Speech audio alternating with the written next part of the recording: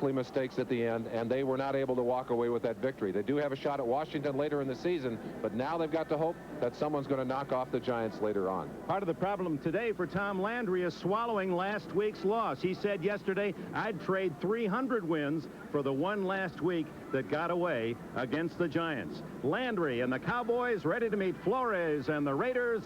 Two of the NFL's best do battle in Dallas. Mistake. Mark Wilson, speaking of mistakes, guilty of 5 of them last week that cost the Raiders in their loss at home against the Broncos. He has the fine blocking fullback Frank Hawkins and the MVP of 1985 in this league, Marcus Allen, behind him. Rod Barksdale, as is the custom of the Raiders, the speedster, will start the game but will be played sparingly. Dokie Williams, the other wide receiver. Todd Christensen, second in the league in catches to Altoon. Davis, Hanna, Mosbar, Marvin, and Lawrence, the offensive line. First down, Raiders at their own 14. And they start with a mistake by the left tackle, Bruce Davis. Davis moving before the snap. An anxiety attack. Ball start, number 79. Already some nerves on the part, and there's Bruce Davis jumping off too early in his eagerness to get out and get a hold of Jim Jeffcoat. You've seen it already, what can happen to a team when they are a little too tight. Unusual for the Raiders. Unusual for them to have that kind of anxiety, but they know how crucial this game is, and I'm sure they're reacting to that. So Wilson now in the hole deep in his own end. Hawkins to the 11-yard line, short yardage. When you looked at this game at the start of this season, it jumped out at you, November, the Raiders at Dallas. And while they're not leading their divisions, the game does feature 2 of the best teams with the best stars in the league. And there are some of them for the Dallas Cowboys. Jones, Dutton, Randy White, and Jeffcoat on the front line. Hegman, Lockhart, and Rohr, the backers. And the deep 4 for Dallas, Everson Walls, Ron Fellows, Bill Bates, Michael Downs, the best in the NFL against the pass thus far. Napoleon McCallum is in the backfield, and Wilson's first throw flops out of bounds to the right as Wilson is nailed as he delivers the ball by Mike Hegman and Jim Jeffcoat. The heat was on coming from that right side. Jeffcoat, one of the leaders in the NFL in sacks, goes right over the top of Bruce Davis. He's got all kinds of company, and Mark Wilson just threw that ball away, and wisely so, or he would have gone to the ground. So from the 11-yard line, Wilson in a pass situation, and this is where the Cowboys love to get their opponents, and they'll bring safeties or corners or backers and put the pressure on the quarterback. Barksdale to the right. They split Christensen way out to the left. Down goes Wilson. Randy White with a sack. And Henry Lawrence may have been hurt on that play. Randy White just blitzed around Charlie Hanna, number 73. Just left him on the ground. 8 consecutive years, 54. Randy White, All-Pro. A chance to watch Randy White. Right, watch him as he just blitzes to the outside. Just a hard move as he head slapped Charlie Hanna, and then just whips to the outside to crunch Mark Wilson. Ray Guy has his heels on the back line of the end zone as he delivers the punt end over end. Gordon Banks at the 44 of the Raiders. 40, 35, and Banks finally down at the 25.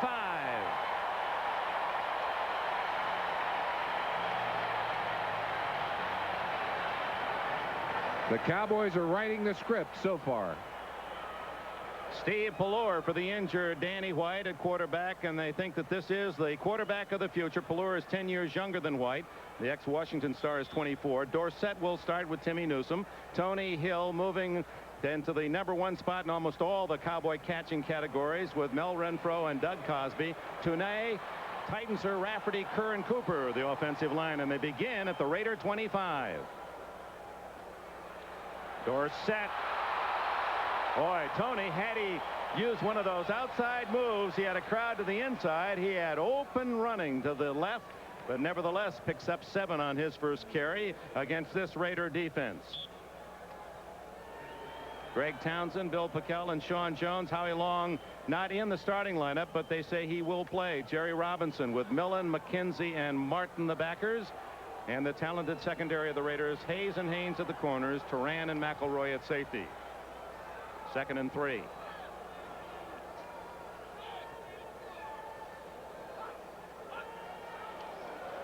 Pelur's first pass is complete to Renfro, and Renfro has a 1st and goal at the 8-yard line.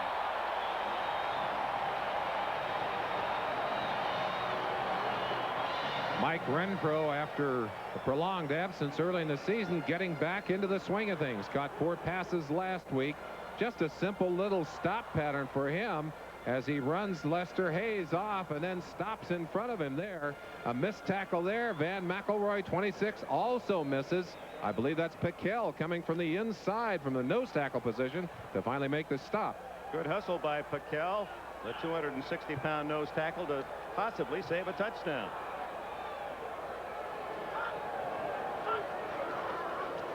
Tony Dorsett. And Dorsett, who has gained, flag is down by the way, 1,000 yards or more in every year that has been a full season in the NFL. The only time that he was stopped short of 1,000 was the strike shortened year, and the Cowboys drive toward an early score stalled by that holding penalty, and how that turns the stomach of.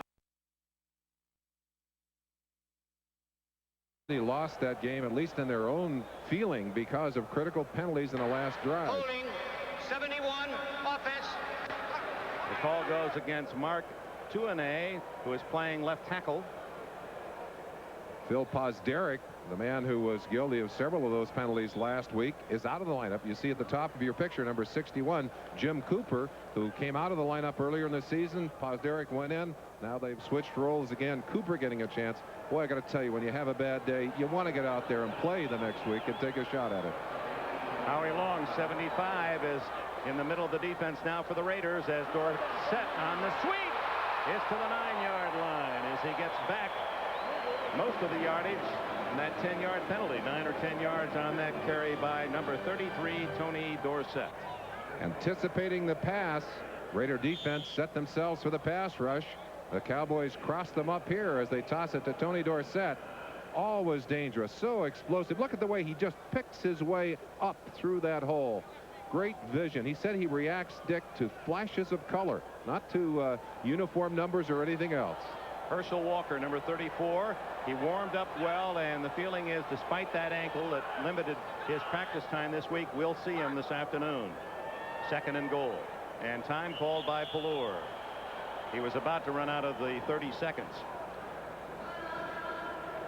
So with the Dallas Cowboys knocking at the door early in this first quarter, we have a timeout here in Irving. It's gone. The Cowboys holding the Raiders on their first possession and returning the punt into the 25-yard line. Have 1st and goal, the 10-yard penalty, and it's 2nd and goal at the 9-yard line after a 9-yard carry by Tony Dorsett as Tom Landry with that familiar strategy sheet in front of him, and it's getting bigger and bigger with Paul Hackett as offensive Certainly coordinator. Is. Of course, that's Danny White there, cast and all, signaling the plays in from the sideline for the Cowboys.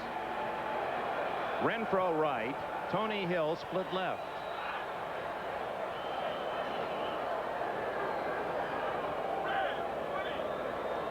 Dorsett and Newsome split now behind Pelur. Inside handoff to Dorsett, and just when it appeared he had some good running room, up came James Davis, number 45, from Southern University, to make a sure open field tackle. Let's check the scores around the NFL. In the 4th, the Jets trying to make it 9-1 at Atlanta. New England has rallied to beat the Colts 30-21, and Chicago apparently a winner at Tampa Bay. The Rams lose on a couple of field goals in New Orleans. Kansas City is beating Seattle. And there you see the rest of the scores. 3rd and goal.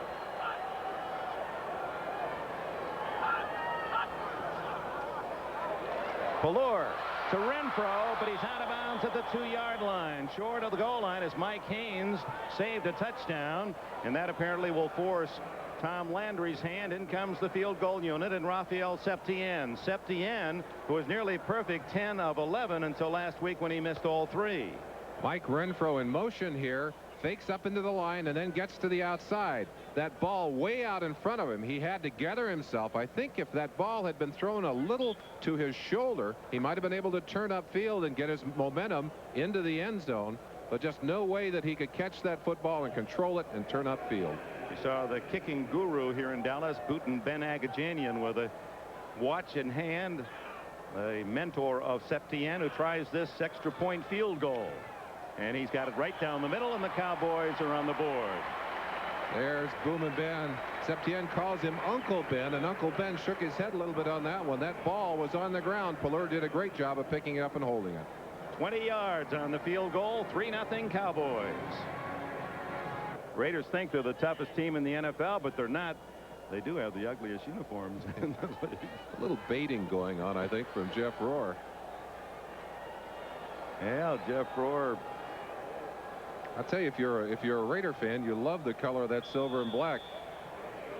That's they like the skull and crossbones and the black. It's part of the image.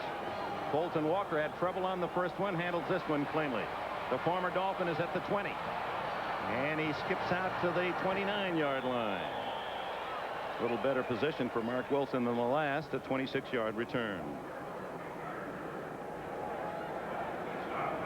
Manny Hendricks, the former basketball player at Utah. You went to school with Cornell Green at Utah State, and he was the famed basketball star with the Aggies that became an all-pro defensive back with Dallas. We tried to talk him into playing football his senior year. He was such a great basketball player, such a great athlete. Well, he proved that. An all-pro safety here for the Cowboys for many years. And now the experiment involves Manny Hendricks from the University of Utah, where he was an all-WAC guard in basketball. Hawkins hit by Lockhart at the 32-yard line. We still have not seen Marcus Allen, except for that first series, just briefly. Napoleon McCallum again in to start this second series. So yet to see the two stars, Marcus Allen for the Raiders and Herschel Walker, yet to get a call for the Cowboys. Napoleon McCallum comes out as a wing right. Only Hawkins in the backfield. 2nd down and 7.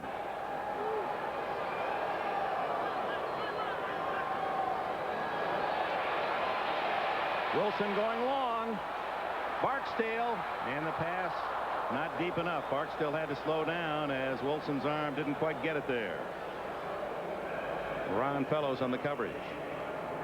The Raiders love to stretch you, and one of the people that can do it is a man with Olympic speed, and Barksdale has that. A true sprinter, a track man, simply outran that football. Mark Wilson, who does not have the strongest arm in football, tends to loft those long passes, really puts them in the air. And Marcus Allen finally makes his appearance. There's someone who would love to have a chance to put on his helmet. Allen now teaming with Hawkins on 3rd and 7. Well, 3rd and 8 officially, but it's closer to 7. Wilson in trouble, gets away from White and throws the ball away. Well covered was Stokey Williams on the near sidelines, and the Cowboys putting pressure on Mark Wilson. And you saw Billy Bates telling Mark Wilson, good job of getting away from that sack, and it was. Wilson able to avoid the sack. That's something he has traditionally had difficulty with. He simply threw that football away, had no other choice, and breakdowns in the protection of the quarterback here. But the Raiders apparently are going to get a break here of their own. Illegal contact. 24.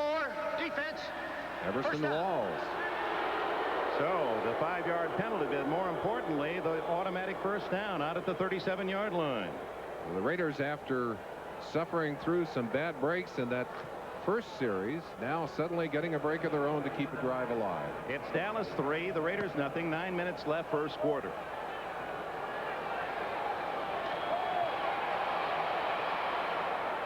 Todd Christensen can't quite lean back far enough to grab that one. Christensen, who has 18 catches in the last 2 games, and on the year with 57, one behind the Jets' Al Toon for the NFL lead starting today's play. Dick, he was the second choice of these Dallas Cowboys back in 1978, led them in the preseason as a running back. Now, he wanted to be a running back. They said, we want you to play tight end. He didn't want to play tight end. Landry finally kept him on injured reserve that year, but cut him the next year. Went to the Giants for a game, and then the Raiders finally got him, and he was willing then to make the transition. He's been a great one. Napoleon McCallum. And Randy White, having a big first quarter, rides him down. And let's take another look at those scores. We didn't really get a chance to absorb them before. Here are the late games. San Diego with the early lead at Denver, and San Francisco with Joe Montana back in the harness, leading St. Louis 3-0. There are the finals for you. Winners are the Jets, New England, and Chicago. New Orleans, Kansas City, and Houston now has come back to take a 1-point lead against Cincinnati in the fourth. Washington, Minnesota, and Buffalo also victorious. Third down and 9, and down goes Wilson for the third time. Too tall Jones with Don Smirek, number 60, an assist, and Wilson's third sack of the quarter, and the punting team is on. Cowboys number 2 in the league in sacks, and boy, they're going to put some pressure on Denver. If they continue this pace, they'll be number 1. Wilson sacked 4 times last week. That was a critical part of having their problems against the Broncos, and so far in this game they simply have not been able to protect their quarterback. Denver with 38 sacks leads the NFL. Dallas is second. The Raiders have allowed 33 sacks coming in, now 36. That's a third highest. Beautiful spiral by Guy. That's the Ray Guy punter of old. Gordon Banks back at his 15, and no place to hide as he swarmed over at the 19. Reggie McKenzie, one of the first downfield. 53 yards for Guy. 3-yard return. When you see that many Raiders down there, you know that ball was in the air a long time. Timeout. 7 minutes 54 left in the quarter. 3-0 Dallas. Did I see you cutting up an old inner tube last night? No, you didn't. What you see me holding is actually something that George Anderson, the trainer, is using on the back of Howie Long's leg to help his hamstring. And what it does, they cinch it up and it returns that leg to this position, so you take some of the pressure off the hamstring. But it is a piece of pure rubber. A little creativity used, just a piece of old inner tube to keep Howie Long's hamstring together. This is Dorsett. His knees are the problem, but he doesn't show any difficulty there as a typical Dorsett weave for about 10 yards. And a reminder, our viewers will be selecting the Budweiser Most Valuable Player in today's game. Of course, that announcement at the conclusion of today's contest. Dick, we said in our opening that when you have a young quarterback in the game, and Landry is very high on Steve Pallor, but what you'd like to do is take as much pressure off of him as you can. You can do that with your running game. If Dorsett and Walker can be effective in running the football today, that means that Pallor can run the play action passes. He can choose when they're going to throw the football. Of course, Hackett upstairs and Landry will do a good job of selecting plays that will keep him out of that pressurized situation if possible. 10 yards for Dorsett and a first down. Dorsett out to the 37-yard line. A flag is down where you would suspect a foul against the Cowboys. Reggie McKenzie from Tennessee made the tackle. I think Timmy Newsom did a good job of tackling Rod Martin, number 53, on that play. Wouldn't it be nice if we could run this well on good legs? Well, mine aren't so good. But look at Dorsett. That little dip inside and then accelerating to the outside. Number 30, offense. You actually hear the call there, number 30 offense, Timmy Newsom. You'll see it. He is the lead blocker in this situation, and a fine blocker. Left-hand side of your screen. Watch him going at number 53, Rod Martin. Keep it going, guys. You see him right there just turning and tackling Martin, and that's what the flag was thrown for. Dorsett now 4 carries for 30 yards. He has a chance to pass O.J. Simpson, number 5 all time, if he has a decent afternoon. Pallor. No one there, but this is one of his talents, able to scramble, and he's across the 25. And, of course, the ability to get himself out of trouble and to pick up positive yards reminds the good Dallas fans of a man named Staubach. Yeah, gives me some funny feelings, too. I'd had a chance to play against Staubach many times, and, of course, he would do that to you. You think you have him, and the next minute he's heading upfield. There's Herschel Walker into the ball game, and when he goes into the game, they want him. He's the only man in the NFL with more than 500 yards rushing and receiving. He's the number 4 receiver in the league with 49 catches, despite the fact he's not been playing full time. There's your dream Heisman backfield, Dorsett and Walker behind Pallor. Wide open Cosby, and he has a first down at the 41. It's interesting, 2 All-Pro or Pro Bowl tight ends, Cosby, who has 18 catches all year, Christensen, who has 18 catches in the last 2 games. Of course, Cosby's effectiveness taken away by Walker's skills. Certainly so. And in this situation, they're using Walker and Dorsett as screen men, as decoys. Cosby, the #1 receiver all the way. And that's what an offense like this can do to you. They force you to do things you don't want to do on defense. That means receivers are open, and the quarterback in that case hit the open man. Walker moves out into the flat. Actually, Newsome back in the game. Walker just in for that play. And knifing through was Jerry Robinson, number 57, to drop Dorsett for a sizable loss of 7.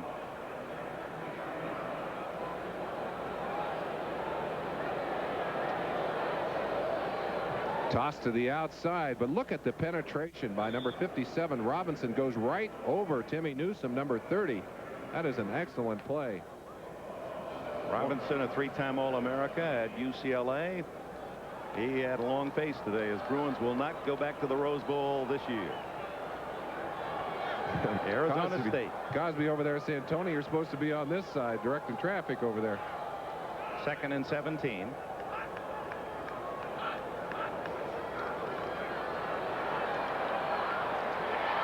Tony Hill out to the 43-yard line. That'll be about 7 yards shy of a first down. I want to finish that thought. Congratulations to all the fans down in Tempe, Arizona. The Sun Devils are in the Rose Bowl. There's a lot of confusion elsewhere, but one school can celebrate early. We know that it'll be Arizona State against the Big Ten champion in the Rose Bowl here on NBC January 1. How sweet it must be.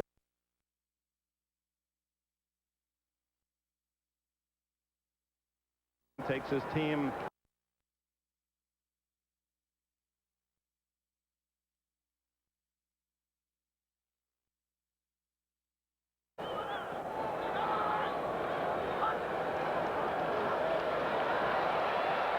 this is what he does very well, and has the first down to the 41 of the Raiders.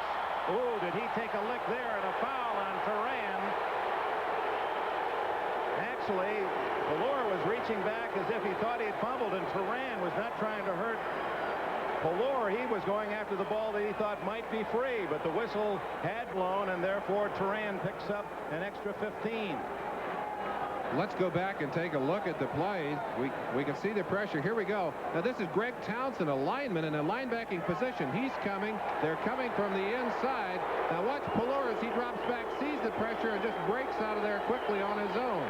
The blitz is on. Pelor knows he's not going to have time. He sees the opening and gets away. Now at the end of this play, the ball breaks loose. Pelor thought he had fumbled that football. He is scrambling for it, and Turan dove for the football, but they ticketed him anyway. Because the whistle had sounded, and the player is expected to react to the whistle, although Turan, understandably, was reacting to what he thought might be a free ball. I don't think that was I don't think it was an intentional hit. I agree. 27-yard line, a first down for the Cowboys. They lead 3-0, just under 4 minutes remaining in the opening quarter. Dorsett to the 24, a gain of 3. Howie Long there with the tackle. They're testing Howie. They want to see how strong that hamstring is. They went right at him on that play. Got him off the line a little bit, but he was in on that tackle. Howie says his real dream in sports is to be a power forward with the Boston Celtics. He can be a power something anywhere he wants to play. Well, then Howie Long and Randy White, perhaps the 2 premier linemen in the last decade in the NFL defensively. Oh, we've got Dorsett and Walker and Marcus Allen and Long and White and the 2 Pro Bowl tight ends, and on it goes. Plenty of headliners in this one, and Pelor cannot beat the 30-second count, and it may be, for Landry's choice, better to take the 5 yards than waste another timeout. That was an uncharacteristic response from Pelor, too. He is known to be a cool customer out there, and you saw him jumping in the air in frustration on that play. Here's the end of the play. There he is trying to get the timeout. He missed it. And watch him. He's absolutely doing cartwheels out there. NFL Films will tuck that one away. 5-yard penalty makes it 2nd down and about 11 and a half. Howie Long to the sideline to get a drink of water. When you're hurt, something else that happens, and there are a lot of players playing injured today, there's some anxiety involved there. Very often that will rob you of your energy, and sometimes it's that becomes more of a problem than the actual injury itself. Temperature today, beautiful day in Texas, in the mid-60s.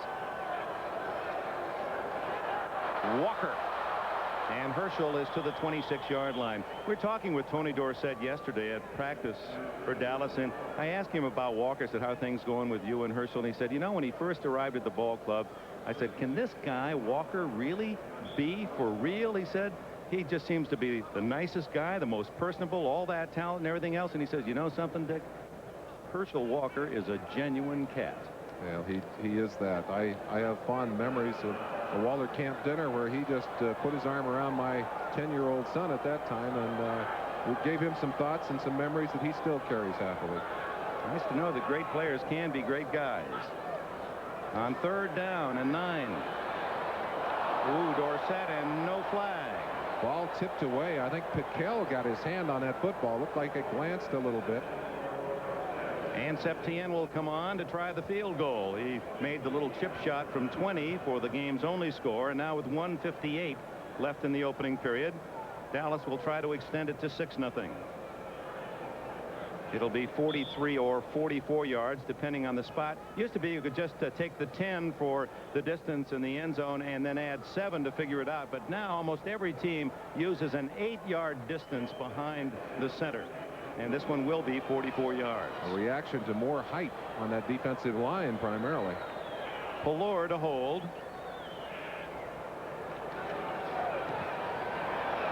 Going to be off. And short. Short and to the right for Septien, who did not hit that one cleanly at all. So after a 10 for 11 start, Rafael Septien has made only one of the last 5. And Booten Ben Agajanian not at all pleased. Timeout. 1:53 left in the quarter. Going to the classroom with Earl Leggett, while Mark Wilson sets the offensive line at the 26. Septien missing from 44. It remains 3-0. Frank Hawkins able to roll ahead to the 29 for a couple of yards. John Dutton there to secure the tackle. Other late games in the NFL. Denver has kicked a field goal to tie San Diego at 3. No score Giants at Philadelphia. Fans here in Texas watching that one closely. And Joe Montana, returning from back surgery, has thrown a 45-yard touchdown pass to Jerry Rice, and the 49ers lead St. Louis 10-0.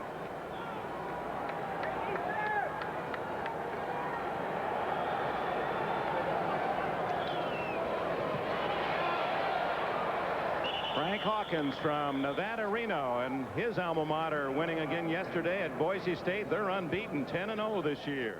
Dick, we talk a lot about the Cowboys' flex defense. One of the things the flex defense does is to move a couple of players off the ball. And it's one of the reasons that they have trouble rushing the passer on running downs. Those players a yard back, they're a full step away from getting into the pass rush. It's basically a run-oriented, gap-control defense, and you can see how tough it is to run against. But it does create problems if you pass on 1st and 2nd down. Now they look for pass on 3rd down and 5, and Wilson calls time. And he was running out of 30 seconds. And again, I still don't quite understand sometimes, as valuable as those timeouts may be, why sometimes they just don't take the 5 yards and save the timeout. A free agent, a long shot.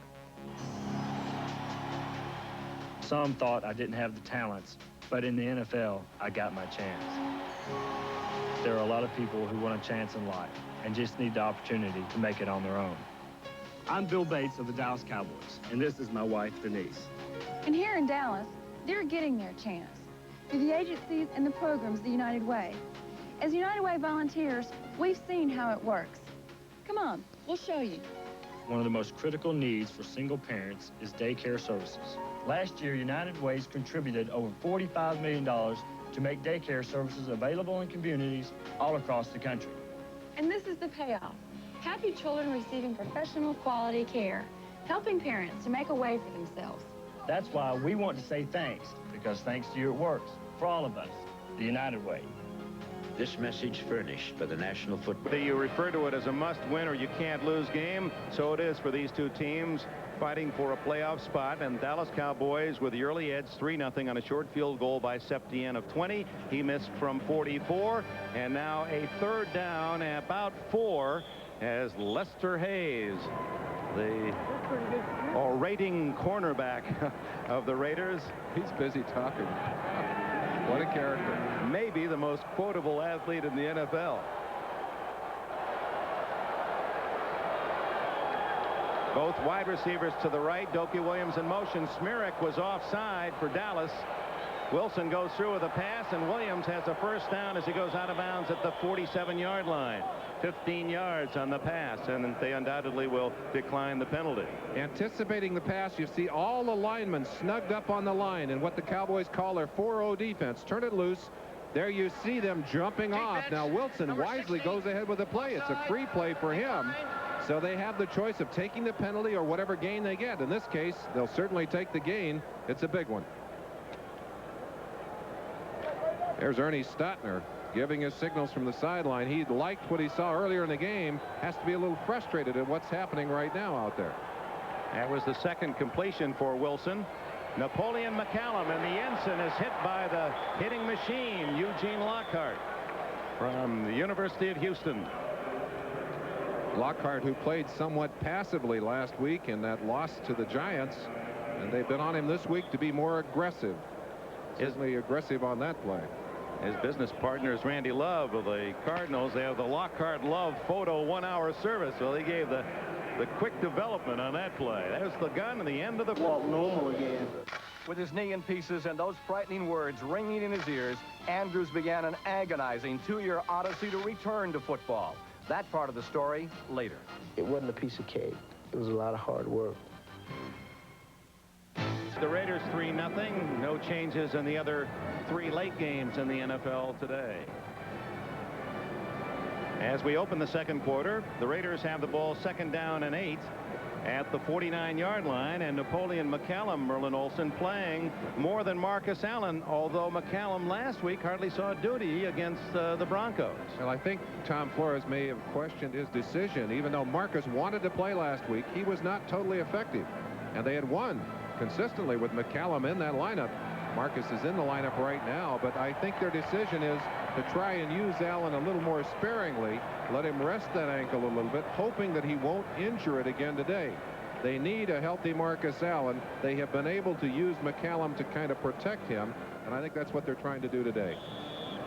Only 15 yards of offense for the Raiders in the first quarter. That's not going to get it. Cowboy defense very effective. They've been all over Mark Wilson. They've sacked him 3 times so far. 4 times. How many, Dick? 3 times so far. This is the best field position for the Raiders at their own 49.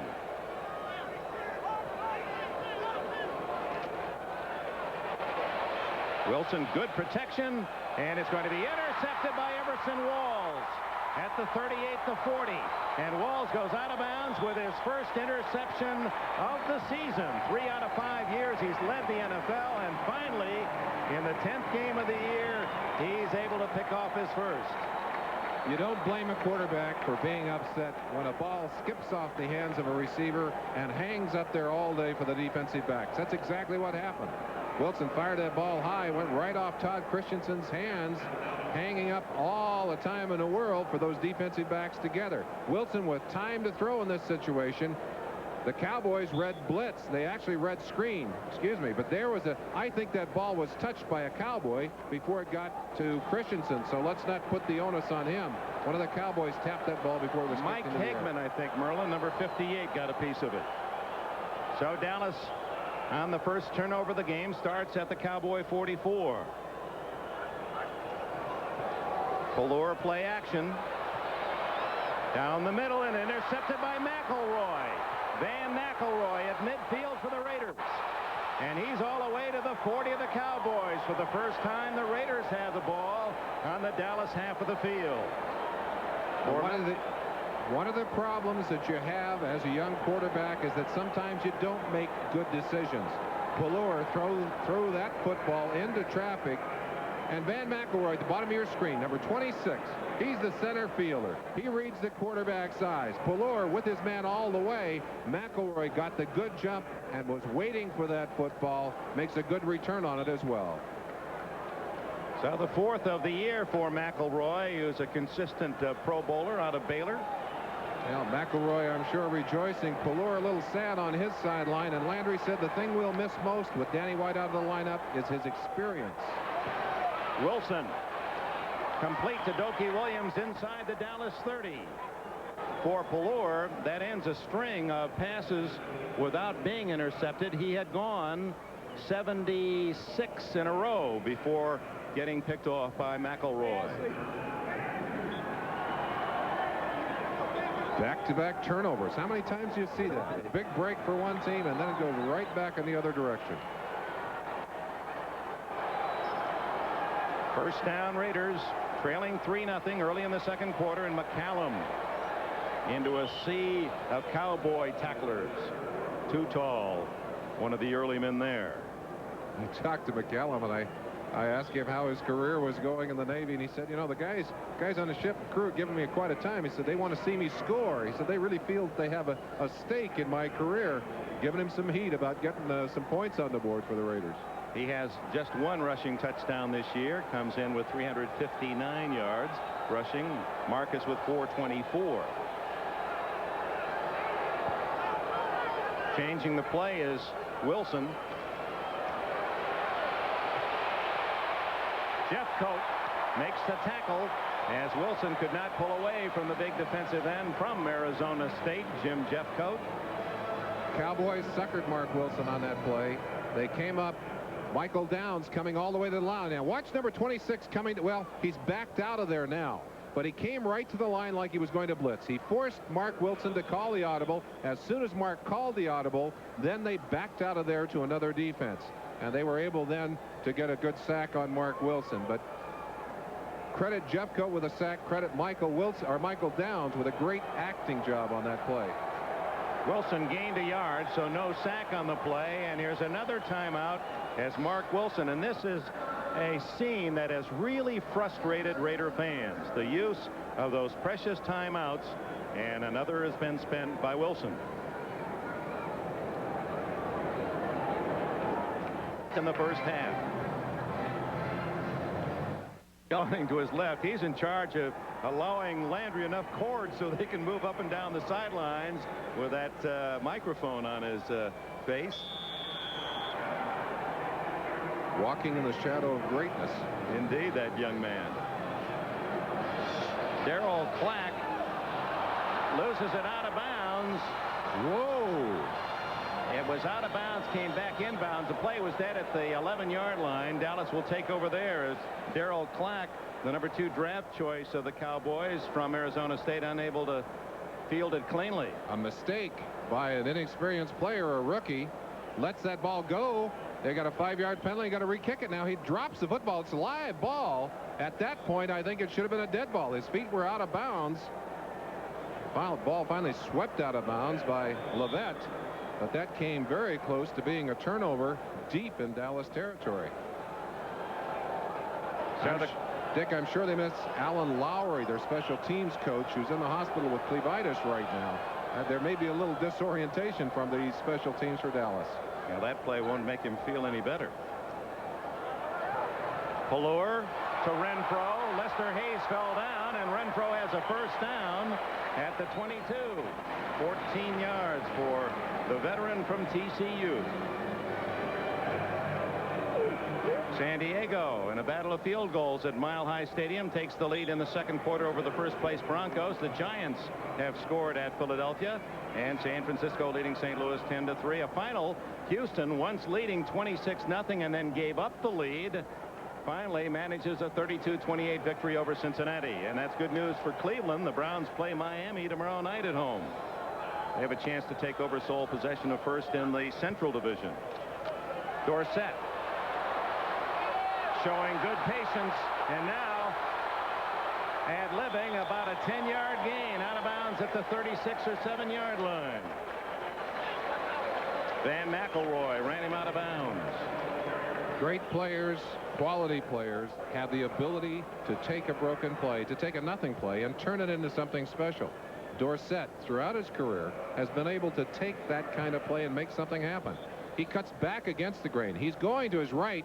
There's no hole over here. Dorsett can see that. Now watch him. He cuts back. He sees what he has to do, goes all the way around the contained man, number 99, Sean Jones, and then outruns the pack to pick up about, what, 9 yards, 9.5 yards. Great play. Dorsett needed 56 yards today to pass O.J. Simpson, become number 5 all time. Pelor just escaping Howie Long and gets good yardage to Renfro. Oh, the value of a quarterback with quick feet. Mobility.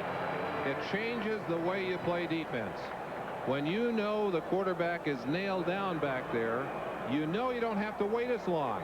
You've got to stay in so long with those guys. Watch Howie Long breaking loose from the pack here, but Pelor feeling him on his back. Little bump by Rafferty to keep Long away. Pelor showing great poise and athletic ability on that play.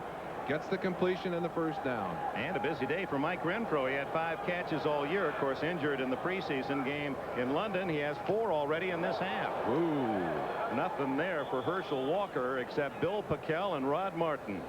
Make that Dorsett. Swallowed up on that play. I'll tell you what would frighten me if I were down on that field playing for the Raiders. It would be to look across the line. You see the total defense allowed per game by the Raiders, which is significantly low. I would be concerned. I'd look across there and see Dorsett in that backfield, and look out there and see Herschel Walker on the outside, Mike Sherrard, a speedster, on the other side, and I'm saying, where do we put our fast guys? How do we cover all these weapons the Cowboys have? Tim Newsome in for Herschel Walker. 2nd and 10.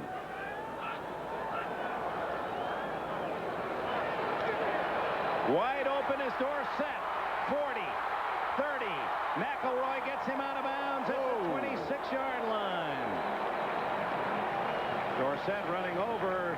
You got to be tough to be a cameraman on the sideline here. That may be the best hit of the day, Dick. Watch the young man in the blue and yellow striped rugby shirt. And this is what Paul Hackett does so well, to design plays where you simply can't get people in position to cover. Dorsett cutting back against the grain. What's the end of the play? You think that camera may be broken? Oh, you saw the eyepiece and the viewfinder jumping straight in the air at the end of that. You've often used the expression, they're going to come right into the camera on this one. Yes, they did on that one. First down, Cowboys. It's tied at 3 with 11 minutes remaining in the first half. 26-yard line of the Raiders. Dorsett to the 11-yard line. It's like the Dorsett-McElroy show. Dorsett carries, Van McElroy makes the tackle. You see that smile. He should smile. He's had a great first half. Fine block by number 30, Tony Newsome, on this play, leading up inside. Gets the block there by the center, Rafferty, or excuse me, that's Crawford Kerr, 68. Good block by Newsome, and then just explodes. Dorsett angry last week that he didn't get more opportunities to play in the game against the Giants. He's getting his chances here today. 51 yards for Dorsett, 5 away from O.J. Simpson's 11,236. Pelor doesn't get away this time. Bill Packel doing an outstanding job, and Sean Jones to finish him off. The first Raider sack, and their 32nd of the season. That's the play action I talked about earlier. When you're having that kind of success with the running game, you've got to respect the run fake. You hand that football or put it into the stomach of Dorsett, that whole front 7 have to react to that. And then the quarterback can drop back and take a little extra time. Unfortunately, didn't have enough time to find the open man as the Raider defense responded quickly, adjusted to the pass rush, and were able to sack Pelor. 8-yard loss, 2nd down, 18 from the 19.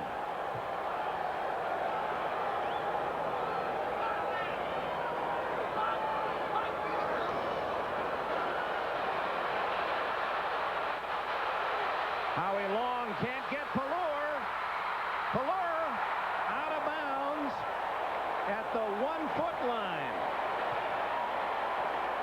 He needed 18. He got 18 and a half. It's 1st and goal.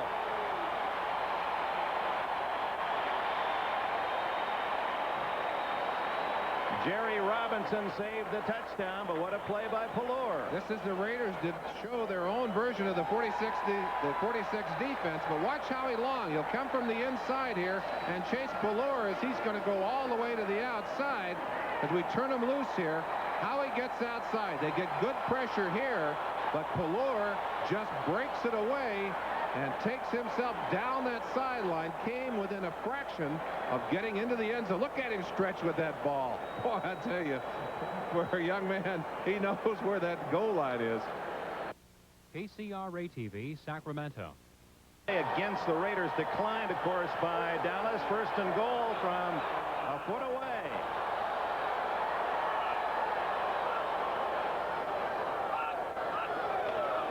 Herschel Walker did not get in. And in fact, the Raiders say they have the football. I think they blew it dead, though. Oh, this is going to be an interesting call. Yes, the Raiders have recovered. It looked like one of the officials waving his hands that the play was dead. Maybe we can go back and take a peek at it as you see the rather long faces on the Cowboys sideline and some rather happy Raiders. McMillan, 55, Spike coming off the field. Look inside now. A tremendous surge defensively. They met Walker at the top of the stack. Millen stripped that ball away. You can see Walker looking for the ball. They made the good call. Walker was looking for it. Lester Hayes, number 37, comes up with it. Watch 55 Millen. He'll meet Walker at the top of the stack. That ball is loose right there. You see it dropping down on the ground, and then Lester Hayes will step in from the outside and scoop it up. Give us to Frank Hawkins for a yard or so. For the Dallas Cowboy fans, understandably disappointed. Could you ask for better than 1st and goal at the 1-foot line, and then to have your best player, Herschel Walker, fumble, and it's now the Raiders starting from their 1. Well, it's the play I would have called. I mean, I think we all could have called that one. Just great defensive execution. Matt Millen, just a fire plug of a linebacker, just hit that ball with his shoulder and broke it loose. It's tied at 3. 9 minutes left in the half. McCallum in motion, and from his own end zone, the deep throw to Hester. Intercepted. Ron Fellows, 45-40. And down at the 32-yard line, and here come the Cowboys right back.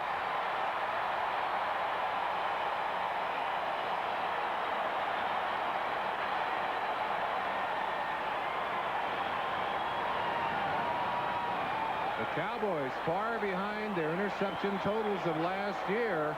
The one thing they have done a good job with this year is restricting the big play. Fellows gets the good jump with Hester there. But watch this ball. If that ball is about 6 inches further, it's a touchdown. As it is, it's cradled safely in the arms of number 27, who didn't do a bad job of running it back. I know it's been popular to criticize Mark Wilson in Los Angeles, but indeed today he's had Hester open for 2 touchdowns and just didn't get the ball there. Dorsett, he knows the way and picks up a good gain on 1st down to the 23, close to a 1st down, and that will move him by O.J. Simpson on the all-time NFL rushing list. Tony Dorsett is now number 5 all-time, and they'll announce that on the message board. Standing ovation, one of the great stars of this league, Tony Dorsett.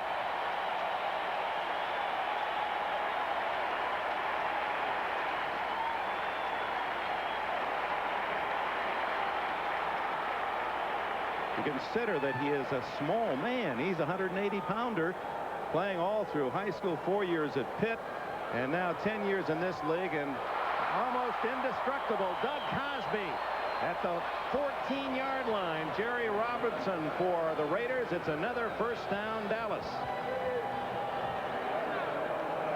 Back to Dorsett. There are the top men in this game in running the football. Peyton, Brown, Harris, Riggins, and now Dorsett ahead of O.J. Simpson.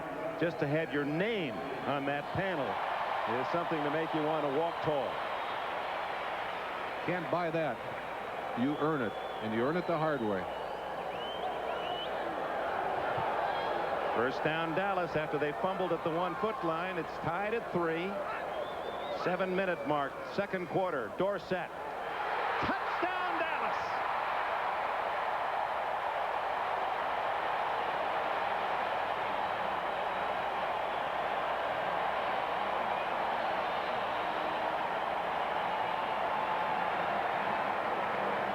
Touchdown Tony Dorsett, capping a brilliant first half. 73 yards in this half, and Dallas has the lead.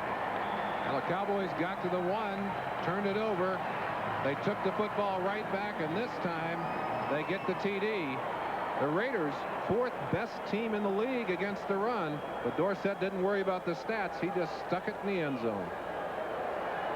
Septien out of Pelur's hold. Ball doesn't even get away from center. That'll be interesting to look at. Remember yesterday in the college game, UCLA, one of those defensive linemen tipped the ball against Stanford. Wonder what happened here to Rafferty. Sometimes a defensive lineman will hit that center before the ball moves. Perhaps that is what happened here. Offside Raiders. That may well be what happened. Rafferty just would refuse then to snap the ball, and it was just forced behind the line. Here it is, a chance to look at it. Watch the middle of the Raider line. There's the movement right on Rafferty. You see him hit. He just left the ball there. You can't snap the ball when you're on your back. I think that's Matt Millen, 55. Yes, it is. That's Millen that was just burrowing in underneath there.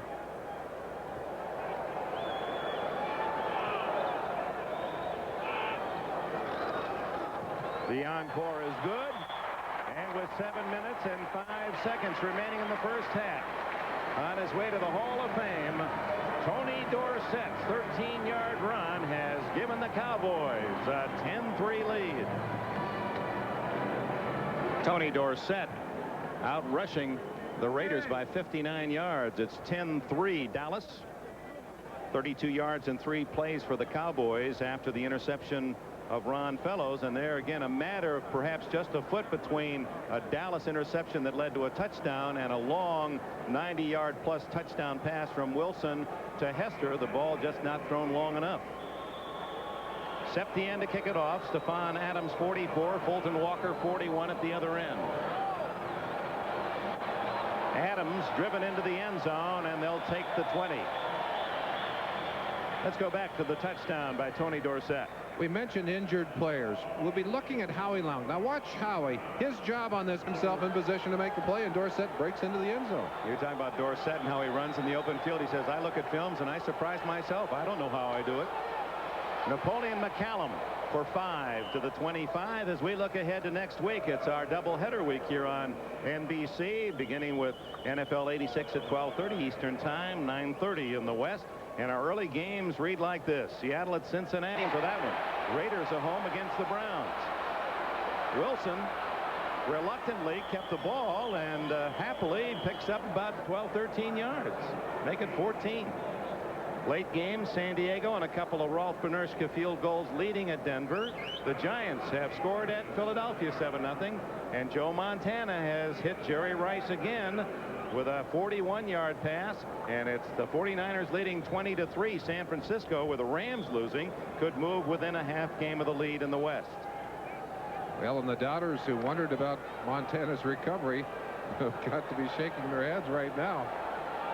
Well, that's a great comment for any athlete. Wants to play, and Montana fits that bill. Wilson chased by Jones. Fumble. And Jim Jeffcoat has it at the 28-yard line for Dallas. And one wonders how long Tom Flores will stay with Mark Wilson. You can't blame Mark for this one. He's frustrated. He'll blame himself. I don't think he sensed that Too Tall Jones, number 72, was right behind him. And when you don't feel that defensive man and suddenly he's whacking at that ball, awfully hard to control it. Jeffcoat controlling that ball, and if he could have stayed on his feet, might have had a touchdown. Here it is from behind, right side of your screen. Number 72 will come all the way around. I don't think Mark knows he's there. Watch him as he sweeps in and knocks that ball loose. There's Jeffcoat scooping it up on the hop, but he couldn't keep his feet. Dallas leading 10-3, 6:07 left in the half. They converted the interception. Now they get the fumble recovery inside the Raider 30. Dorsett, a dance to the 25. Stacy Toran coming up to help from his safety spot, number 30. Now Mark Wilson with a fumble. He's had a couple of possible touchdowns in his grasp, but not quite able to hit his man, and he's been intercepted twice. One not his fault, off the fingertips of Christensen.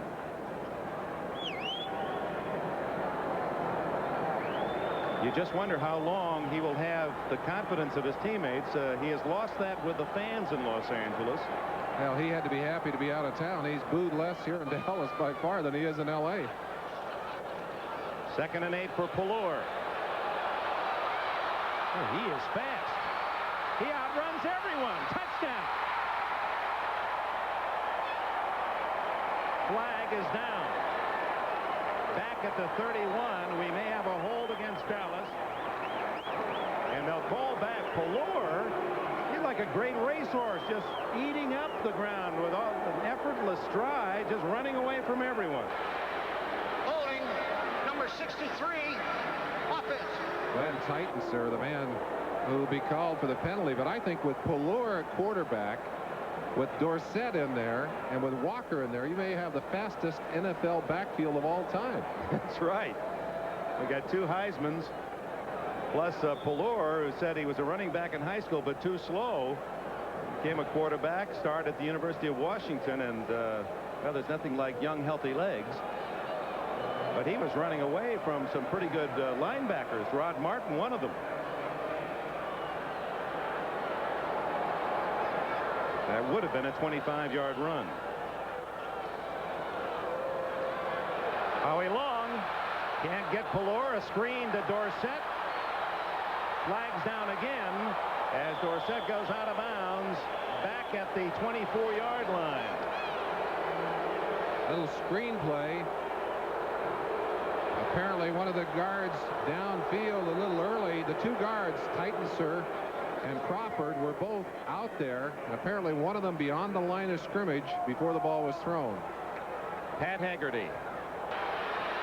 And now to a man downfield, number 68, offense. Crawford Kerr, right guard. The thing that happened there is that the tempo of the play was destroyed when Howie Long got in there. Now that he gets in there quick enough that he forces the play to go a little longer. Pallor wanted to throw it early. The play is a little late, and Crawford Kerr, who has run that play many times in practice, ran it with the same timing that you run it in practice. And because it was a delayed pass, it was just too late as he was already upfield. Yeah, the replay indicated that he was about 5 yards downfield. So back to the 45, the Cowboys. They had a touchdown and a 2-touchdown lead on the Pallor scramble. Instead of the 7, now they look at 2nd and very long. Fumble, Dorsett. And he just does sweep it away from number 30, Stacy Toran. Sean Jones there to secure him. Well, that's one of the traumas of changing quarterbacks. They each have their own timing and their own way of handing that ball off, and that ball was just not handed off cleanly to Dorsett. Phil Pozderac, who got a lot of ugly mail here in Dallas this week. He was the man guilty of a couple of holds and, of course, a critical penalty on the final drive by the Cowboys against the Giants, although the films vindicate Mr. Pozderac. Hard to sell that to all those people who've written those letters. The other thing that's hard for him is being on the sideline. It's a 7-day life cycle. If you can get back in there and atone for that, he's not having that chance. He's out of the lineup today. Yeah, like being punished standing in the corner. Oh, boy. Pallor to Hill, almost intercepted by Lester Hayes. Lester loves to fish. His off day, you can find him with the equipment in hand, and he almost took his 38th career interception. I asked him if he liked this artificial turf. He said, I hate it. He said when those 4-4 guys come around, they're 4-4 on this turf. He said if I can get them on the grass field in L.A. with the smog monster on their back, they run about a 4-6. The first punt for Mike Saxon was averaging 41.4 on the year and is very good at what he's trying to do right now, get it inside the 20. Bolton Walker is deep. That's a poocher. To the 12. And out of bounds at the 14. So Saxon does his job well. A reminder, this telecast is presented by the authority of the National Football League, intended for the private use of our audience. Any rebroadcast or other use of this telecast without the express written consent of the Dallas Cowboys and the National Football League is prohibited. 4 minutes, 7 seconds left in the opening half here at Texas Stadium. The Cowboys lead the Raiders 10-3. Dick, in a game that really has featured almost total domination by the Cowboys, except for a couple of opportunities by the Raiders, to only be leading by 7 points, I think is a problem for them at this point. Napoleon McCallum, a flag down as McCallum is pinned hard. We'll look back on that Steve Pelora scramble of 25 yards for a touchdown that was nullified by penalty, and see how important that will be. I think we've got a holding penalty on Henry Lawrence on that play on the run. That's something you see more and more of these days. Players trying to control with those hands, and they're allowed to use those hands to push in the running game. But is that because there's so much freedom in use of the hands in pass protection, they don't accommodate themselves well to the running game? They still feel they have that freedom, and that seems to me there are as many fouls called on the running hold than on the pass hold. Yeah, he called number 73, so we better apologize to the killer on that play. Charlie Hanna is the one they ticketed. Looked like the ball or the flag thrown directly at Henry Lawrence. Wilson hands off to Frank Hawkins for short yardage. Let me answer your question. When they legalize the use of the hands to push in the running game, that part is fine. But what happens is after you push the guy, if he's still getting away, you tend to grab him and to hang on. That's illegal. And that's how those calls are getting to be made now. Now they're allowing an awful lot of holding on the running game. But when it is out in the open and so obvious, and it's a man who would have made the tackle, they've got to they've got to go throw that flag. From the 12, 2nd and 13. Is that a catch or not? If it's a catch, then the Dallas Cowboys have the football. Lockhart, and now on a late signal they say no catch. It was not a reception. I had a feeling that was an instant replay hesitation, that everyone looked at each other. Uh-oh, this is a tough one. We know who's going to call it. Randy White, the man putting the pressure on as he breaks off Don Mospar on the center. Tremendous heat on him there. That ball right into the hands momentarily, and then, no, there's no question, the ball is out of there. He really didn't ever have control of it. Good call. But apparently, the officials on the field have been buzzed, and they are reviewing the instant replay. Well, that'll be a quick review on that one. Nick Skorich, a former coach, a longtime member of the National Football League, the man in the middle, studying the replay.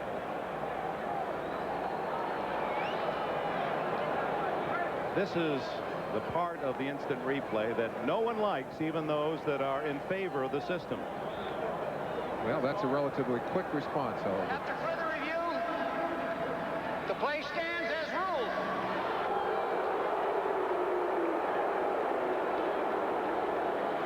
There you see the ball breaking loose right over the shoulder and dropping to the ground. McCallum with barely a hand on that football before it came loose. 3rd down, a long 12, now 13. Safety valve to Hawkins. Everson Walls cuts him down at the 20. And the Raiders will have to punt the ball. Good aggressive move by Everson Walls. If Hawkins could have avoided that tackle, and it really was a rolling shoulder tackle, he might have been able to launch himself far enough to pick up that first down.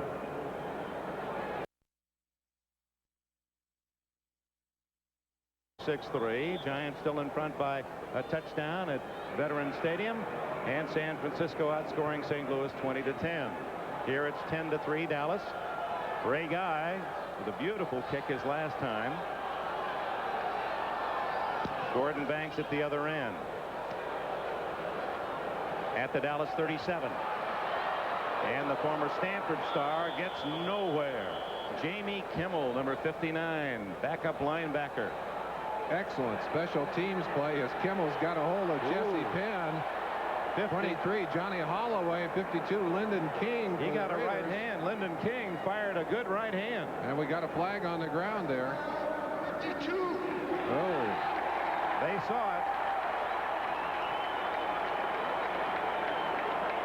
So good coverage by the Raiders, but Los Angeles too aggressive, and King will get 15 for the right cross.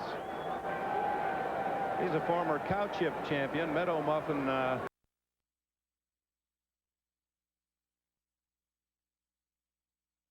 The shot to the face, and Jesse Penn, I think, saying, okay, hold me back, hold me back.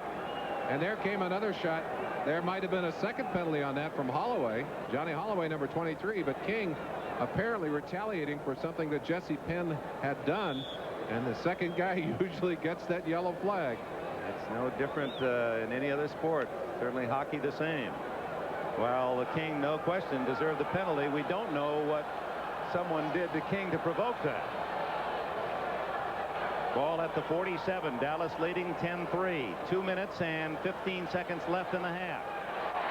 Mike Sherrard, the top draft pick of the Cowboys from UCLA, has his first catch of the day. Former academic All-America in the Pac-10. A walk-on in college, caught 124 passes and became a #1 NFL draft pick. That's a storybook affair for Sherrard. His mother was a member of the 1964 Olympic team as a hurdler, and on that 64 team, a wide receiver, Bob Hayes, who was to know stardom in the NFL with these Cowboys. Sammy Seal is in the game, and I wonder, that certainly means Mike Haynes is on the sideline again. Maybe he's injured that ankle again, Dick. First down play, 2:11 left in the half. Dorsett to the 31-yard line. The Cowboys are in field goal range, but of course are looking for more. Matt Millen with another tackle for the Raiders, and there is the 2-minute timeout. 2 minutes left in the half here at Texas Stadium, where the Cowboys lead by a touchdown. Today, Larry Cirillo will be off to Hawaii. Poor guy. Kapalua, he's got his niblick and mashie in hand. You see, he's an older golfer. And we have the final round on Saturday. They moved everything up a day in Hawaii, 3:30 Eastern Time. Jack Nicklaus, Lee Trevino, Ben Crenshaw, defending champion Mark O'Mara. Good field at Kapalua next Saturday on NBC. There you saw apparently a scratch starter, Mike Haynes, on the sideline, but looks like he may still be ready to play some. Whoops, Walker in motion, and now Pelor says, I don't have anyone in the backfield with me. Timeout. So a mix-up by the Cowboys. They had both wide receivers right and then sent Walker in motion right, and Pelor looked back and said, I'm alone. Give me timeout. And he's got it. White hot coals from a charcoal grill and just pouring them on your leg. The Achievers, those who faced adversity and refused to fail. Sponsored by the U.S. Army. Doctors said Andrews might never walk again. 2 agonizing years proved them wrong. I told him, I said, hey, I'm going to walk normal, and I'm going to run, and I'm going to play football again. And today, William Andrews is back in all-pro form. A Ranger never takes the easy way out. You're reaching deep inside you for things you've never known. Go! That's why getting into the Rangers is tough, and the training is tough. Be all that you can be. So it makes me feel like I'm part of something really special. Be all that you can be. And I'm not the only one. Find your future in the Army. Is the man who calls the defenses for the Raiders, and just there to his left, our right, Willie Brown, one of the greatest of defensive backs, defensive backfield coach, coaches those cornerbacks to bump and run for the Raiders.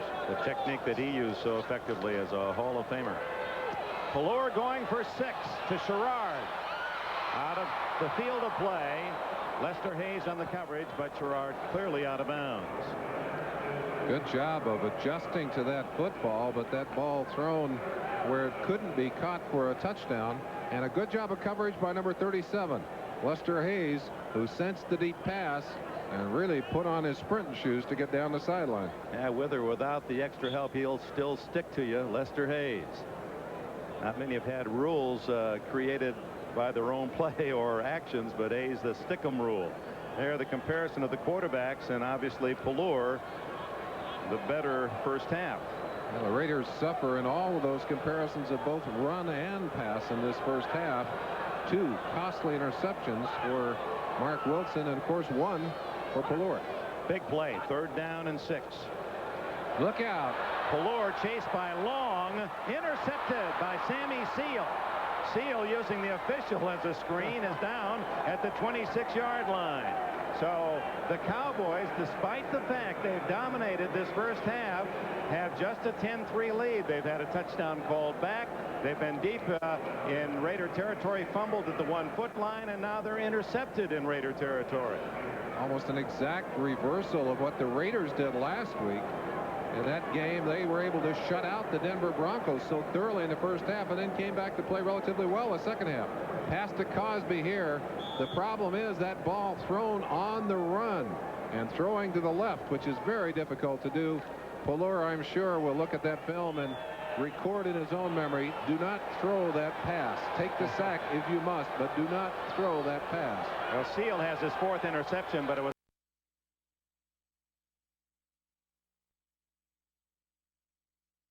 slides in at the 38-yard line. That'll be a first down, and the Raiders, who spent 2 timeouts in this first half, now have to hurry along. They don't have the luxury of what normally you would have in possession, 3 timeouts. They have but 1. The clock running, 1:22 left in the half. Wilson, and that pass dying, and almost hit. Wide open was Hester across the way. No, Tim Moffitt, number 83. Ball was batted by Too Tall Jones, who put that big frame of his in front of Mark Wilson and just flicked off his fingertips. They're in the 3rd quarter in Denver. San Diego leading by a field goal. The Giants lead by 10 at the half, and San Francisco a 10-point lead in the second. You know, Too Tall has knocked down 60 passes in the last 7 years. Just blocks out part of the field, even for a 6'6" quarterback. Now, Mark Wilson is an angular one with long arms, still couldn't get a hold of him. 1:17 left. First half. Wilson down the middle, intercepted by Walls. 45-40, 35-30.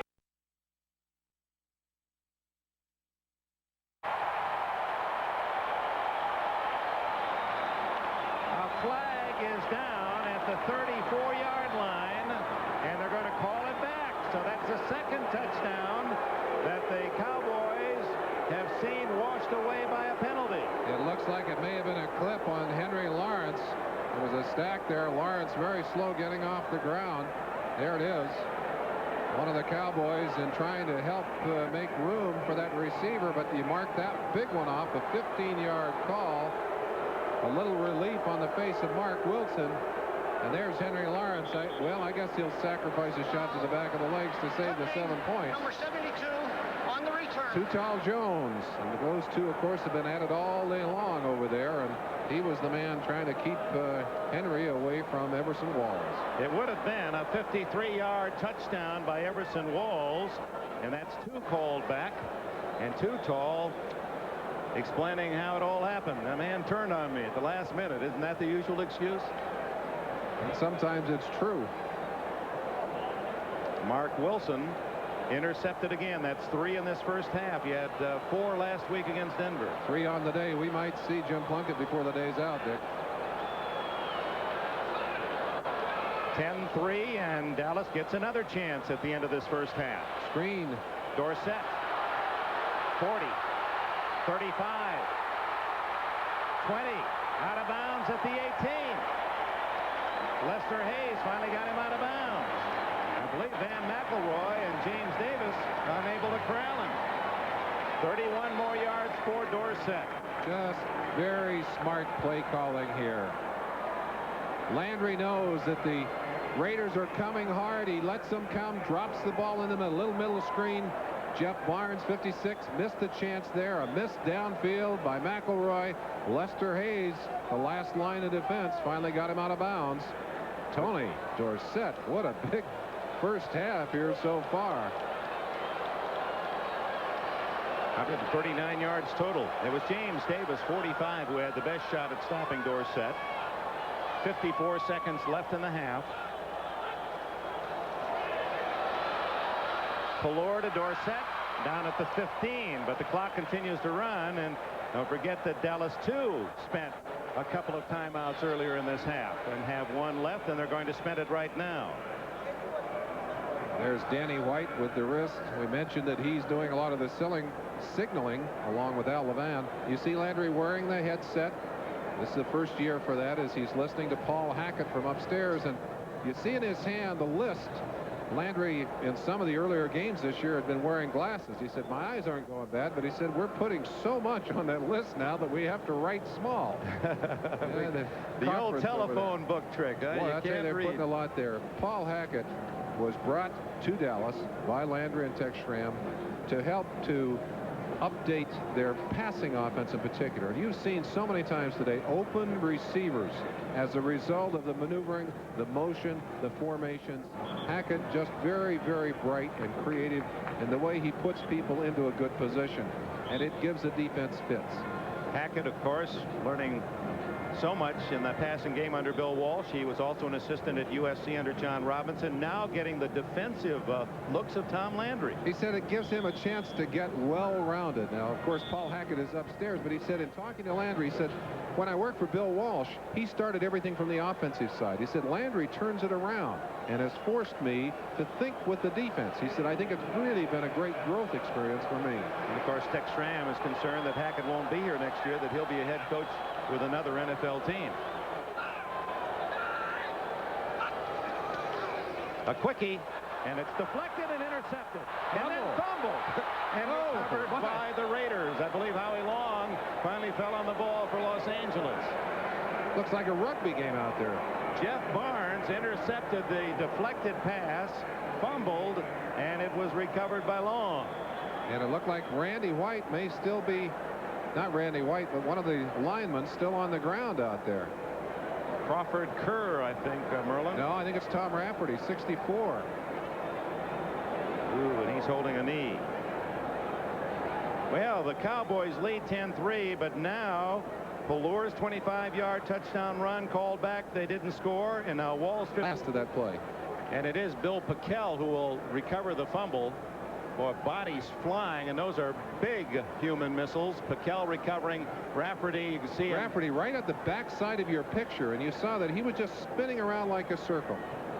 And again, it was Howie Long. There have been 2 interceptions in the last couple of minutes by the Raiders, and both have been created because Long was right in Pallor's face. So 36 seconds left, and the way things are going, the Raiders, they're going to go for something. Wilson just throws it away. Marcus Allen was in the flat. Wilson lucky to get away from the pass rush. And again, the Raiders trying to take a page out of successful play of the Cowboys book there as they tried their own screen pass, but the timing broken up by the hard rush from the left-hand side. And the most important numbers on that page in the last column, interceptions 3. They have negated a rather fine, in fact, a fine performance by Pallor, and they have frustrated Mark Wilson throughout the day. Marcus Allen. These will be his rushing yards for the day, and he meets an all-pro and Randy White. So he is punished for those 10. And the clock running down. Apparently that will be the last play of this first half.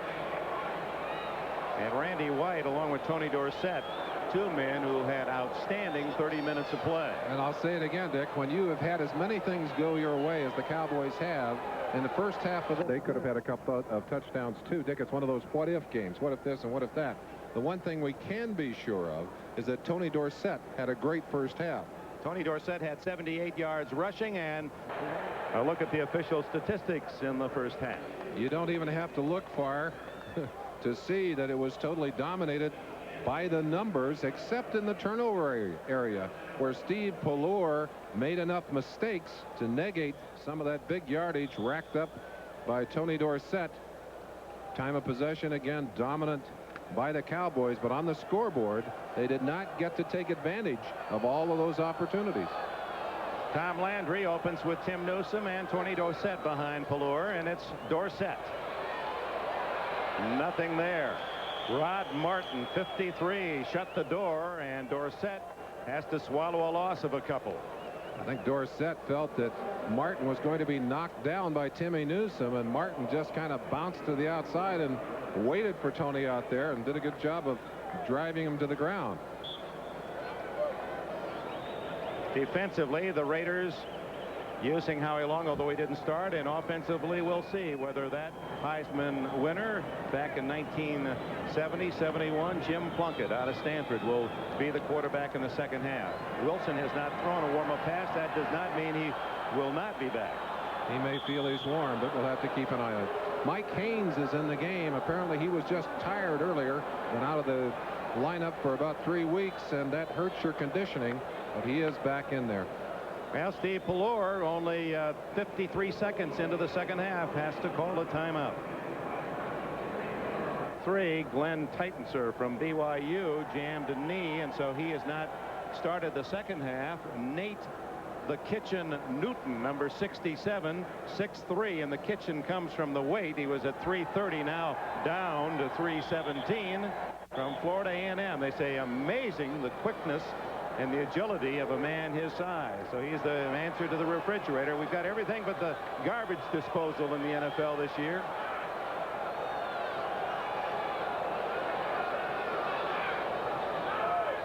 Second down and 14 for Pallor in the shotgun. Renfro in motion. Intercepted by Jerry Robinson at the 30. And the Raider linebacker puts Los Angeles in business at the Dallas 22. Robinson's third theft of the year. What great reactions by that ball out of the air so close to the quarterback. That has to just be a most difficult thing to do. Ended up getting a great block by Bill Pickell on the nose.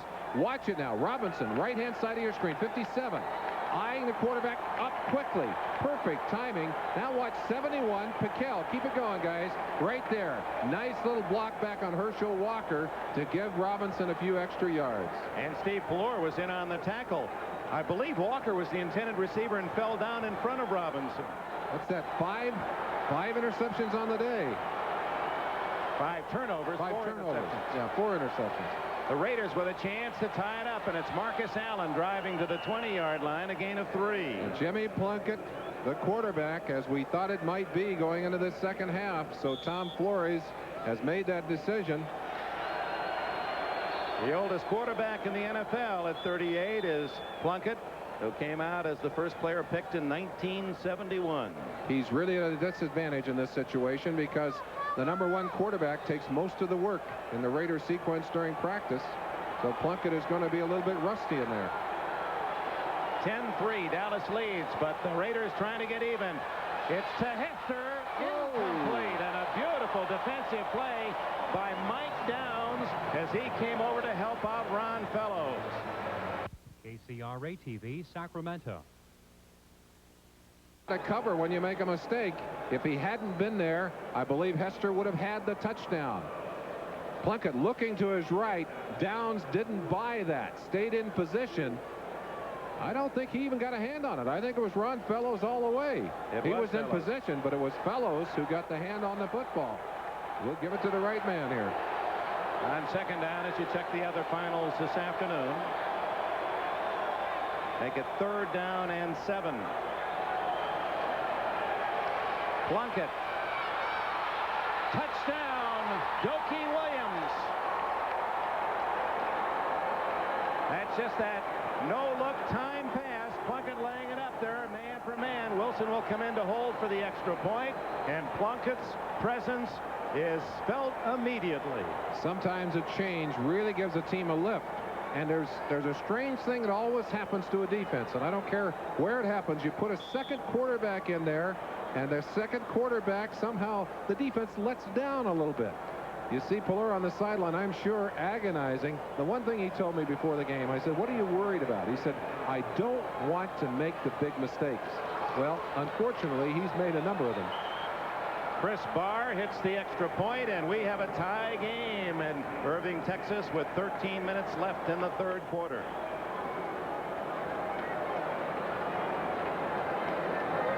Real experience. You see that Everson Walls has his back turned right at the last second. Doki waited until that ball was there, bumped him a little bit as he put the hands up, and then with Walls out of control, Doki just carries it into the end zone. But that ball well thrown and thrown behind the receiver, as it must be in that situation. Williams did a fine job, as did Plunkett, to get those points on the board. Plunkett had 3 touchdown passes and only 1 interception this year, picks up his 4th. And Doki Williams, one of the many Williamses in the NFL. There are 22 of them, as there are 22 Johnsons, the most popular name in the league. And Lyndon King helped off. Little smile, George Anderson, the trainer, but I'm sure King getting a little bit of a backlash to that shot that he put to a Cowboy's face earlier. When you take a shot like that, you kind of put a mark on your number, and they remember it. Steve DiOssi remembered and returned the favor to Lyndon King. A little calling card. Herschel Walker starts the second half, and he's flanked way out to the right. He has 49 catches this year to lead the Cowboys. Right now, he's got single coverage with that great speed, 9.2 speed of his. Instead, up the middle it goes to Dorsett. And he's past the 35-yard line. And what an offensive set that is. When you have Dorsett in the backfield, you can put 2 speed receivers on one side, wide receivers, and then Walker on the right as a flanker. What does a defense do? I'm glad I'm up here. I'm glad I don't have to answer that question. Landry doesn't smile very much, but you can get him to smile with one word, and it's right there above 34. Say Walker, and Coach Tom smiles. He knows he has a weapon. He says he has never seen in 30, 40 years of football a man who breaks tackles better, and that includes Jim Brown, than Herschel Walker.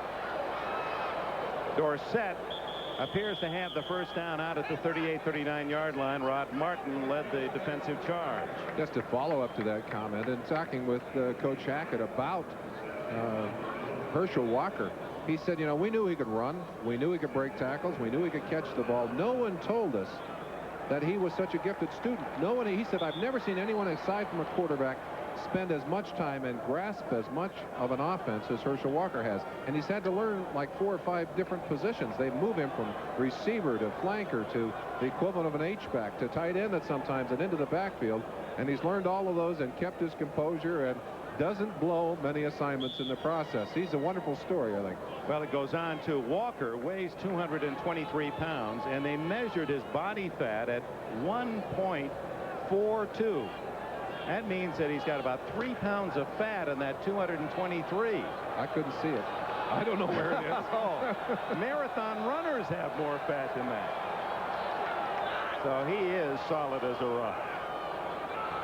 First down, Dallas, 10-all. The score, third quarter. Pelur patiently, and now scrambles out of bounds at the 45-yard line.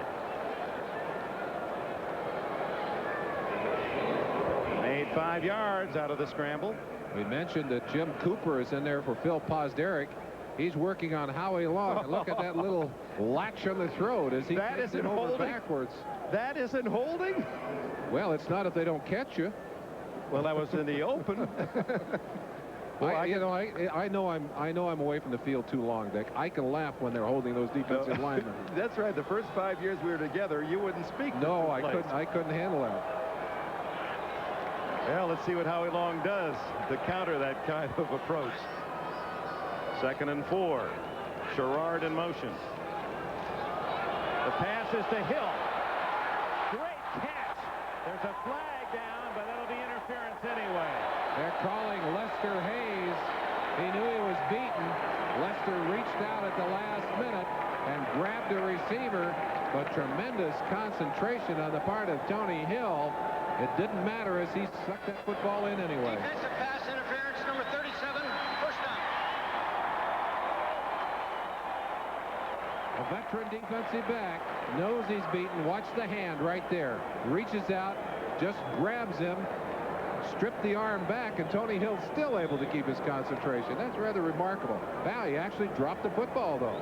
So if he hadn't interfered, it would have been down.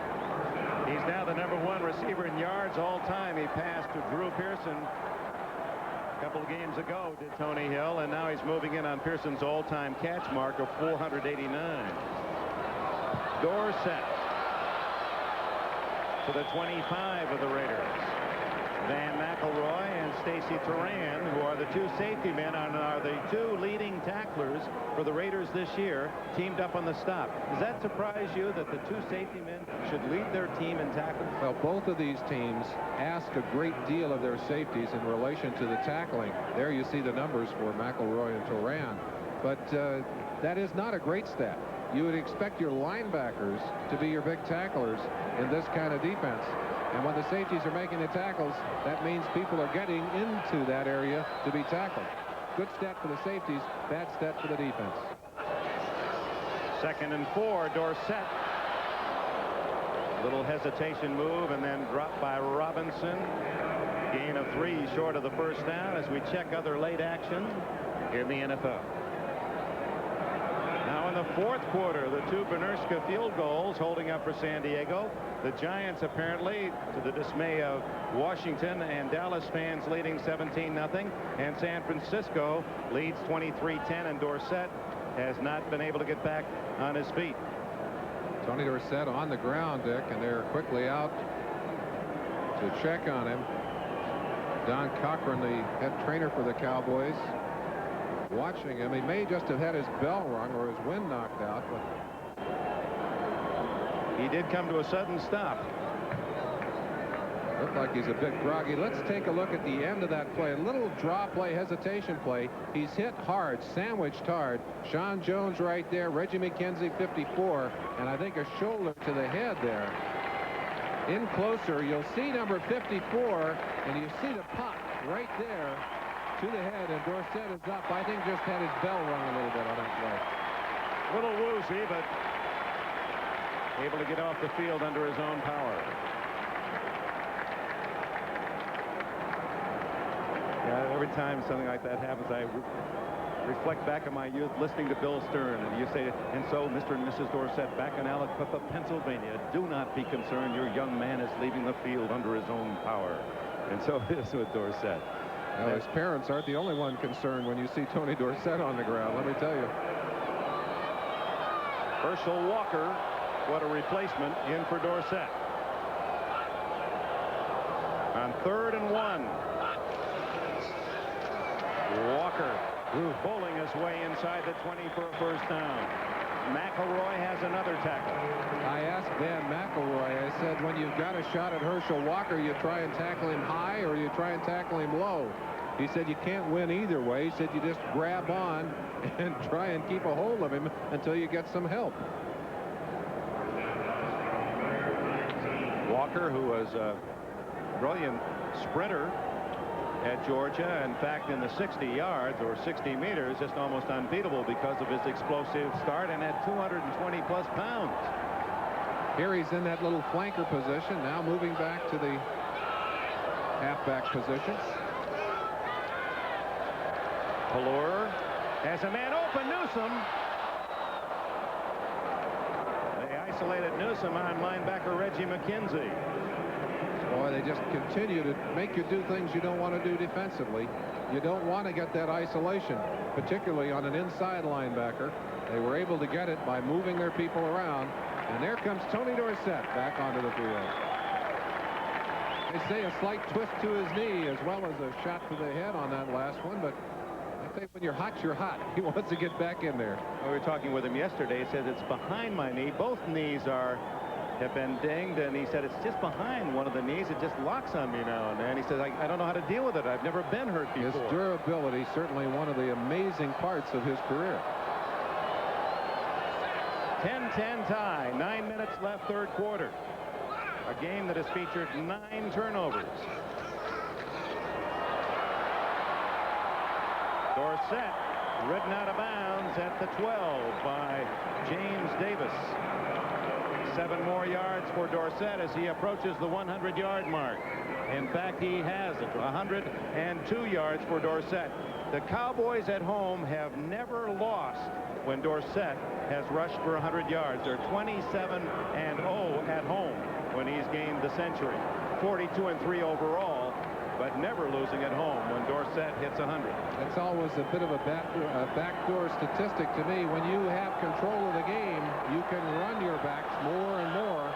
No question, though, when he's hot, you give him the ball. He's been the offense today. From the 12. Newsom. Out of bounds at the 3-yard line. Excellent throw by Galore. Led Newsom perfectly for 9 yards. When we had a chance to talk to Paul Hackett earlier in the year, we asked the question, how will this offense differ from the traditional offenses of the Cowboy pass? He said one of the things we'll do is throw more often to our backs, swinging out of the backfield. That's what he was talking about. And they measure he got 10 yards and a 1st and goal at the 3.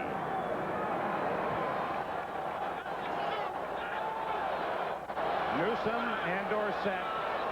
Cosby on the wing. Newsom, a yard at best. Boy, that center of the Raider defense has been tough. And Mitch Willis, who played his college ball in this town at SMU, a key man on the tackle. Al Levan on the left, and you see 2 men signaling. One of those signals will be live. One of those signals will be a dummy signal, just in case someone spent a little bit of time trying to figure out what's going into the field. And of course, you could signal in quickly to a defense at the last minute, pass or run or some relevant information. It's been done. I don't think you can do it when there are 2 people signaling, however.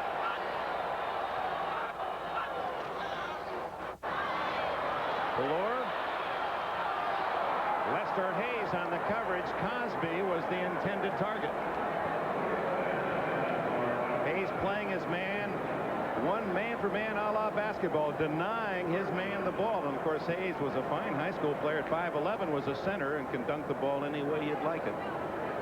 Well, they put some pressure on those receivers today. Pallor, with that ability to scramble, gives them a little more time to throw that football. And when you're playing man-to-man, those seconds become an eternity. 3rd and goal outside the 2. Quarterback rollout. No. Intended for Renfro. It's not a completed pass. Ruled juggled. No control by Renfro. Even had they ruled that a catch, it would not have been a touchdown.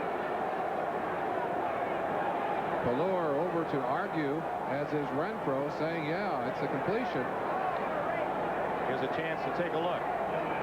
This one didn't run into the camera, but came close as you watch the toss. Let's check his hands, check his feet. He's looking up. I think it was a catch. Well, that's a tough one, even on the replay. I don't think it makes that much difference. They're going to try the shot at the field goal anyway, but it looked to me to be a catch. Septien had a 20-yard field goal in the first half, and this one will be another, much the same as an extra point, but just on the hash mark. Anytime you look at that in slow motion, though, it's a little difficult. Well, they may be looking at it upstairs. Let's run it again.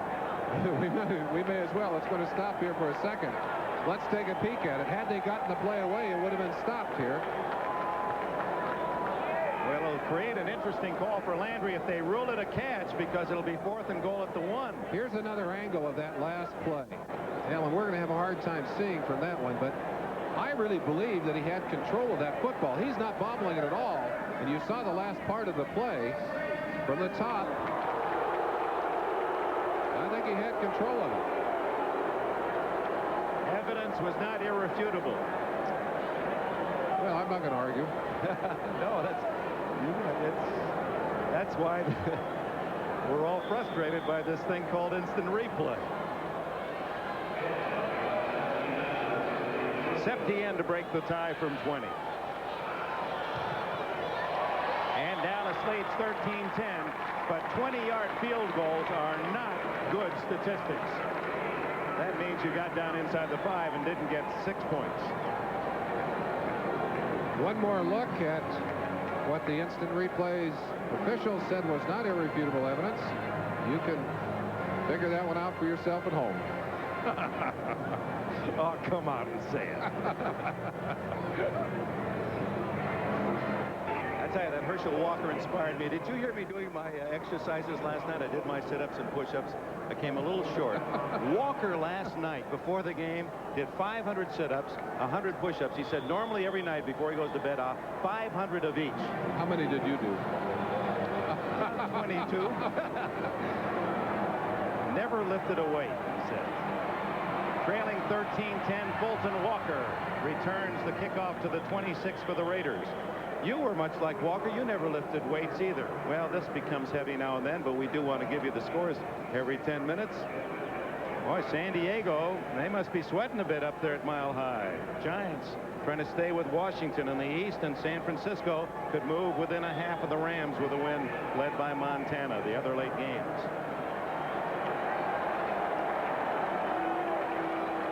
Montana's hit Jerry Rice 3 times for 45, 41, and 44-yard touchdowns today.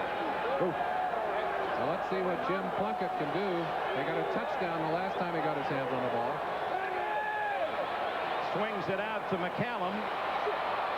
And the ensign puts a move on Jeff Rohr and gets out to the 29 before Jim Jeffcoat, trailing the play, can make the stop. McCallum kind of an well, Jeffcoat furious, apparently feeling that Bruce Davis was hanging on to his frame on that last play. McCallum, a very interesting running style, a big, strong, stand-up kind of runner. A little bit reminiscent of the running style of Franco Harris, perhaps, but with more power. Harris, a cutback runner. McCallum, really a power runner, and unusual to see that upright style. Marcus Allen on the bench, and so it's McCallum again. Oh, cut down by Jeff Rohr. The Cowboys sent their linebacker Rohr, and the ex-Yale star deposits McCallum for a loss. A little bit of extracurricular activity going on between Randy White and Don Mospar on that play. Jeff Rohr.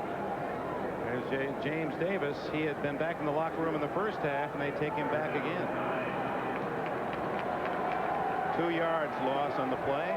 It's hard to say. Rohr's dad, who is a lifeguard, 51 years old. He's still a lifeguard out there in California. He's been proud of that move.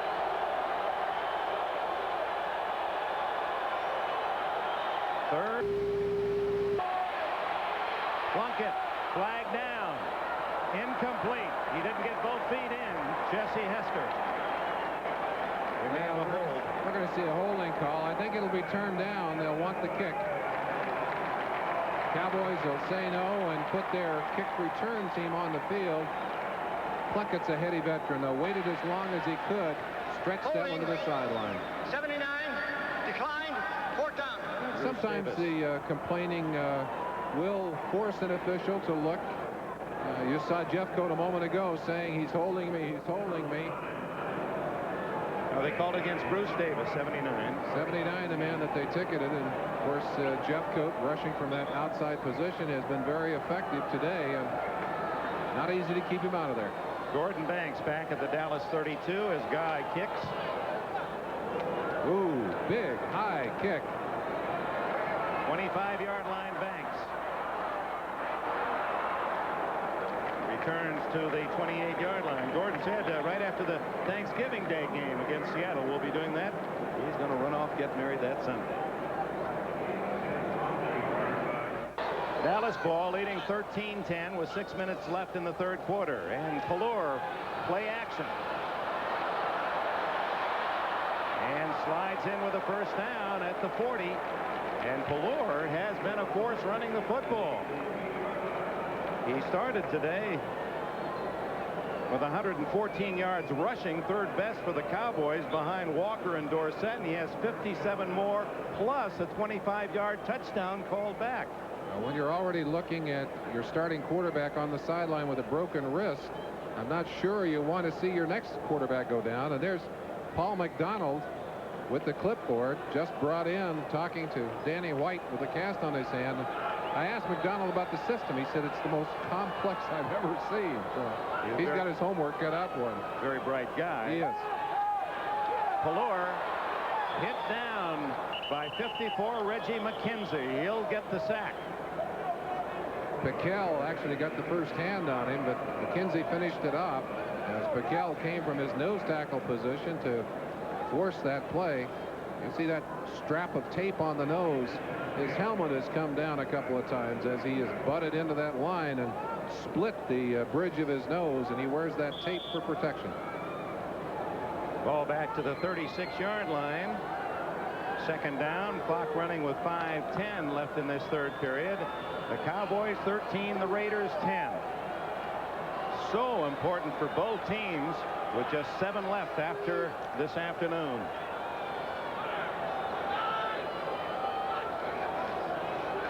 Dorsett, and it's number 56, Jeff Barnes, knifing through. The veteran from California. Another loss. 6 more yards moved back.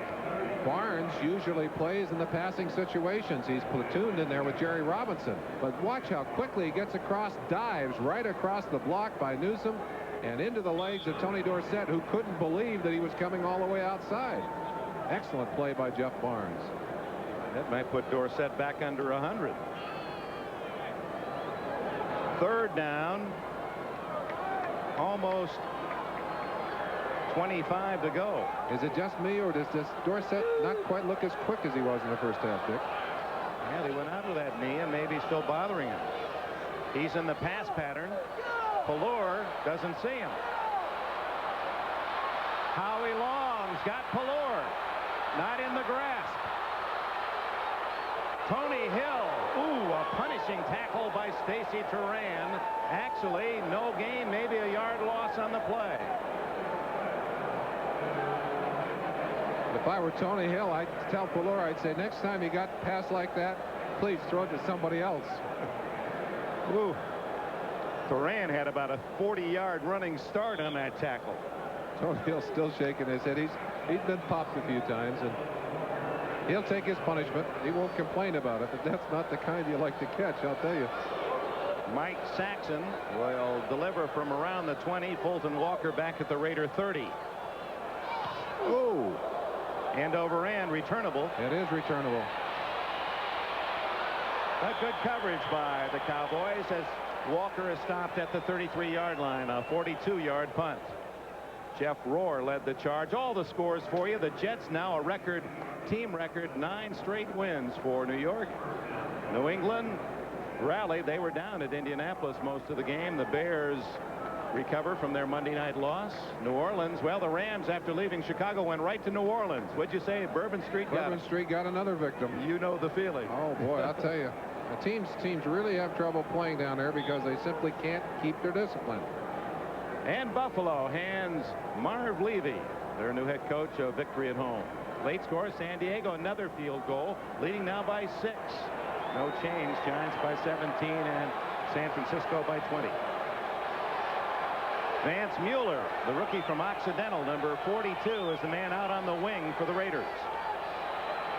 They like to send him deep. Plunkett stops, throws to Christensen, and it's a first down out at the 46-yard line. The first catch of the day for the Raiders tight end. One of the things that makes Christensen such a fine receiver is he'll never quit. As long as that ball is in the hands of his quarterback, he's working to get open. You saw Plunkett as he jogged up. Here's Christensen. Watch him working to get open in the pattern. Pass was supposed to be thrown here. There's Plunkett. He sees he's in trouble, keeps working down into the open area, finally gets the football. 58th catch of the year for Christensen. First down across the 45. 2.5 minutes left in the third quarter. McCallum for 6 yards as he ducks into the Dallas 49. Randy White with another tackle assisted by Mike Hegman. Raiders have not been in Cowboy territory very many times today. Next week on NBC, we have a doubleheader for you. Those are the early games. Seattle and Cincinnati licking wounds after losses today, and then the late games, boy, they all have solid implications for the playoffs. So be with us for a double dipper on NBC next Sunday. Plunkett dumping it off and hit McCallum right in the helmet, it appeared. Some confusion in the offensive line about how they were going to work their protection. They stopped after the play to say, I thought you had him. No, I thought you had him. That's not good news for a quarterback. Plunkett forced to just fire that ball, and McCallum, I think, sensing that he was going to get that football, started to turn around, but it was already on top of him. 3rd and 5. Big play here. Raiders need to get themselves some points. Marcus Allen, who has played a limited role today. Plunkett, after Mark Wilson was yanked. Wilson played the entire first half. Allen in the pattern. Plunkett in trouble. Randy White's got him.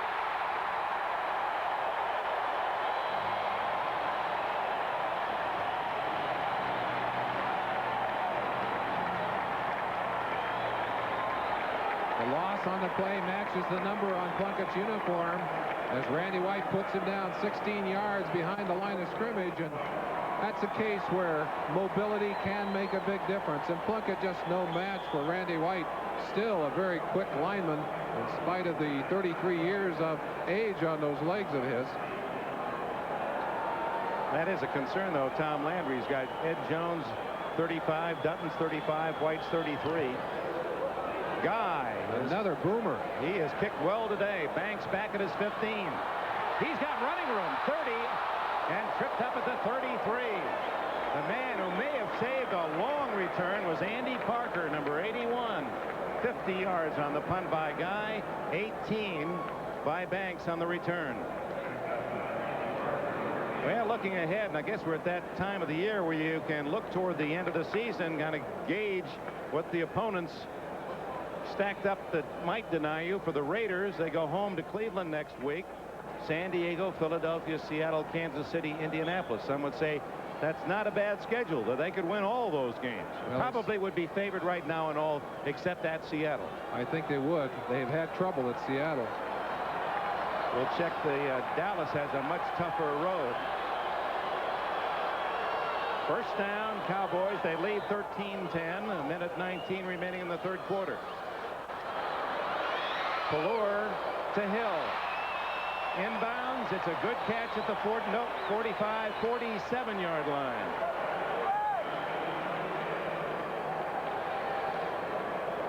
Hill came into the game with 38 catches this year, 3 for touchdown. A chance to look, if you will, at Howie Long, and a little stunt going over here. You'll see Sean Jones come in this way. Howie's going to go around the outside. Pelor dropping back, feels the pressure, and just rolls out of there. Again, using his mobility to get away from the pass rush. Look at that. Pressure on the inside. He just rolls out. Has a lot of time, although Townsend, with his quickness, right on top of him. He actually just ran Jones right into the block, didn't he? First down at the 47. Pelor scrambling and just does get a yard out of the play. Piquel 71. Let's look at the Cowboys remaining 7 at San Diego, then a big one at Washington. They beat Washington here earlier. Thanksgiving Day will be here for that Seattle game, then at Los Angeles, Philadelphia, Chicago. Cowboys really will have to have all the equipment ready because that's a tough haul. Of course, they do all that with Danny White, their starting quarterback, on the sideline, and although Steve Pelor has played well in the games that he has played in, he's proved today that he still will make those mistakes that a young quarterback will make. 31 seconds left in this third quarter. Second down and 9. Deep for Sherrard. McElroy intercepts. Van McElroy can't get away from Sherrard, who does a good job in denying a long interception return. But another turnover, the 10th of the game. And the Raiders have stopped Dallas again. And the Cowboys guilty. That's certainly uncharacteristic of both teams. McElroy had this pass all the way. Just timed it so that he jumped and took the ball away at its highest point, not giving the receiver a chance to get back at him, although that's a fine job, as you said, by Sherrard of quickly becoming a defensive player. grabbing McElroy, keeping him from getting up that sideline. 2 for McElroy today. Everson Walls has a pair for Dallas. 5 interceptions of Steve Pelluer. Scott Pelluer's brother, of course, a linebacker, no longer in the NFL, cut by the Saints this year. So it remains 13-10, and it's the Raiders' turn. Marcus Allen. Ooh. John Dutton, the old man from Nebraska, helped out by Bill Bates, and Allen is hit for a loss of 1 or 2. Now, you mentioned the age of the players as being a problem in that defensive line. Not a problem individually, but the problem that they have, basically, is that they're all getting old at the same time. And that's the end of the third quarter. We'll be right back after these new in the NFL before telecommunications.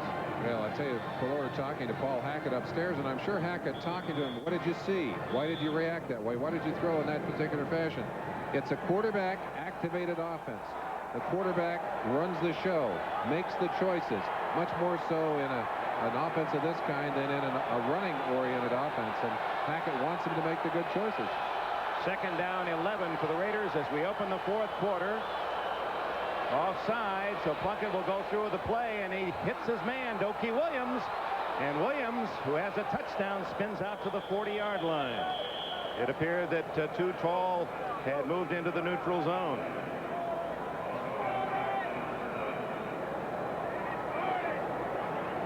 As they gather up, I think you're going to see the encroachment call. Offside. Defense, number 72, decline, first down. I think Jones not the only one offside. I think Dutton was offside at the same time. 21 yards on the play. Raiders need only 1 more interception to equal their total for last year, Dick. So they're really ahead of the game in that area. 3 quarters. Look at that. Still a very dominant number by the Cowboys, but they have been able to stifle themselves with turnovers. 5 interceptions, 1 fumble given away on the day. Total of 6. They were a -3 on the turnover table coming into this game. Plunkett going for the bomb. He has a man wide open, and he can't hit him in bounds. It was Williams streaking down the sidelines. He had 2 steps on the defender, Ron Fellows, but Plunkett threw it too wide. We saw it earlier in the day. Mark Wilson had trouble getting that ball long enough to hit those deep receivers. This one is long enough. 1 foot down, 2nd foot out of bounds. Oh, you could just see Plunkett. He could taste that one. Pelluer's 5 interceptions have tied a Dallas Cowboy record set by Eddie LeBaron twice. I'm sure little Eddie's happy that we're bringing up his name. And equaled by Danny White. From the 42nd and 10. Plunkett dumps it off to Allen, who is stopped at the 44-yard line, a 5-yard pickup. It's that same kind of pass, and you see Marcus shaking his head that Tony Hill got a few moments ago. Don Meredith used to call those medicine balls. He said they throw you the ball and you go get some medicine. Marcus favoring that ankle that kept him out of the starting lineup for the last 6 games, and counting today 5 of the last 7. So hard for a running back to get better when he plays because he takes so many shots. Crowd sensing the importance of this 3rd down. Plunkett going to run for it. And he has the first down at the 49. I believe he made it. Jim Plunkett still able to get those legs moving. Not graceful, not beautiful, but he got the first down. Todd Christensen trying to get away on the outside. Vince Alberton. Oop, a little bit of hook and roll there, but he's up looking for the pass still. Well, you can't call a penalty when your quarterback's running. Well, I believe Christensen doing some hooking of his own there as he reached around behind, and Alberton giving him a little help. 12:50 left in the game. Dallas leads 13-10. Up the middle goes Frank Hawkins, the fullback, to the 45. A gain of a long 4. Dutton and Rohr on the tackle.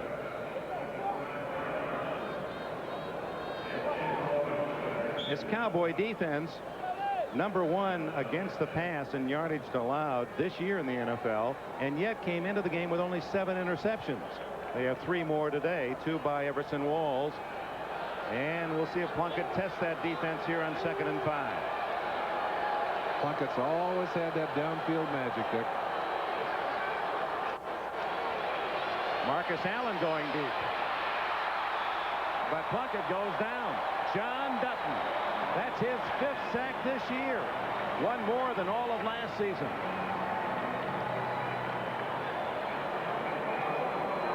Got to be difficult for a quarterback who has not been working a great deal, who's been watching, to come in to pick up the reads so quickly.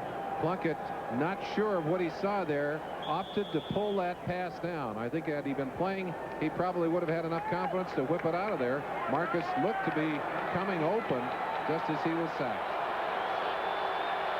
3rd down and 13.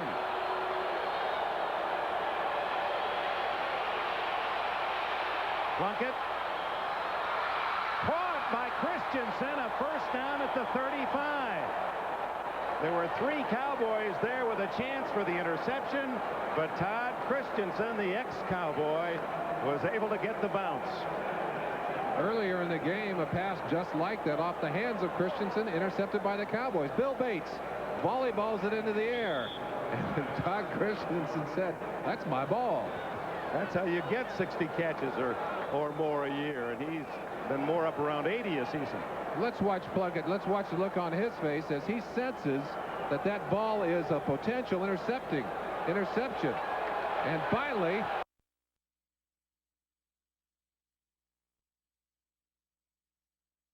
on a kind carom, the Raider drive is still alive, trailing by 3. Little mix-up between Hawkins. Too much time.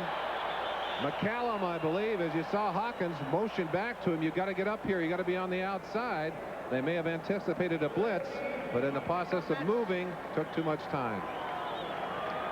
Here's Hawkins, who's kind of a tutor to McCallum. He'll tell him, you know, he's giving him the word right here. Move up, come on, come on. Then he finally said stay back, but by then it was too late. But there's the difference. Plunkett took the 5-yard penalty rather than spend the timeout. It'll be 1st down and 15 as you see the clock running. They don't stop the clock on penalty until the final 2 minutes.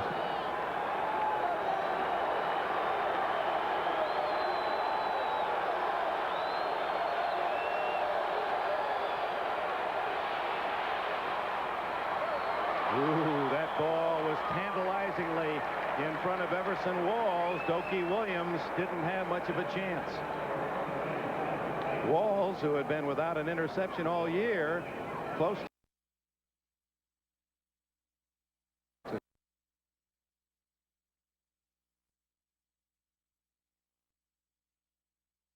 to the action is.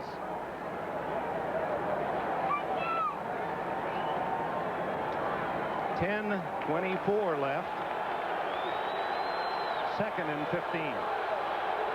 Both wide receivers to the left. And now Hester in motion. Deep for Williams. Touchdown. What a catch by Williams as Plunkett laid it up for 4 men, and Williams wrestled it away, and the Raiders lead for the first time. You see a little bit of a smile from Jim Plunkett. That ball could just as easily have been intercepted as completed, but it was thrown in an area where Dokie Williams had a shot at it, and he was not going to let the defenders get it.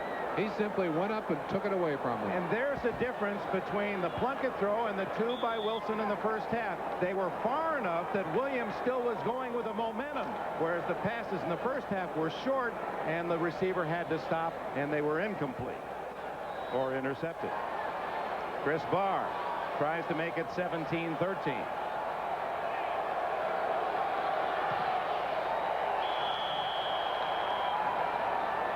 Here's the end of that play. In fact, the complete play as you get a quick look at Dokie Williams.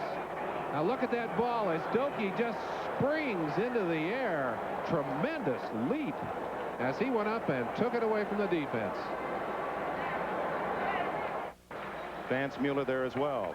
Well, after the McElroy interception, the Raiders go 80 yards in 10 plays. Don't forget that 3rd and 13 play when Bill Bates tipped the ball and Christensen caught the carom to keep the drive alive. Dick, there are always 4 or 5 plays in a game that really turn the momentum of a game. And you go back and you look and you say that was a turning point in the game. No question. One of the critical turning points in this game. And it bounced into the Raider hands. 17-13 Raiders, and now it's the Cowboys for the first time dealing from behind. 10 minutes left in the game. Dorsett, the only man behind Pelluer. Broke the tackle in the backfield, and Bickel brings him down at the 32. 3-yard gain for Dorsett. The other late games, they're in the middle of the 4th quarter in Denver, and San Diego in an all field goal game leads. Philadelphia scored on a Cunningham to Quick bomb, and San Francisco pounding St. Louis. Here it's a 4-point game. The Raiders leading. Dallas with the pumpkin at the 31.5. They actually call this the 32 once the ball's past the 31, although the center Rafferty tips it back on the 31. Pelluer hit, throws, and he was in the grass. That'll be a sack. Stacy Turan, number 30, on a safety blitz. Great pressure from the outside as Turan just snuck up on the outside and came in wide open. Nobody touched him. You'll see him coming from the right-hand side of your screen, and Pelluer will sense him coming quickly. We turn this play loose for you. There he is, no one to block him, and Pelluer trying to get that out of there and make it look like a pass, but they'd already blown the whistle and the play was dead. Boy, 3 years ago, the Irish at Notre Dame had Dave Duerson and Stacy Turan as defensive backs, and they're both all-pro timber. 3rd and long.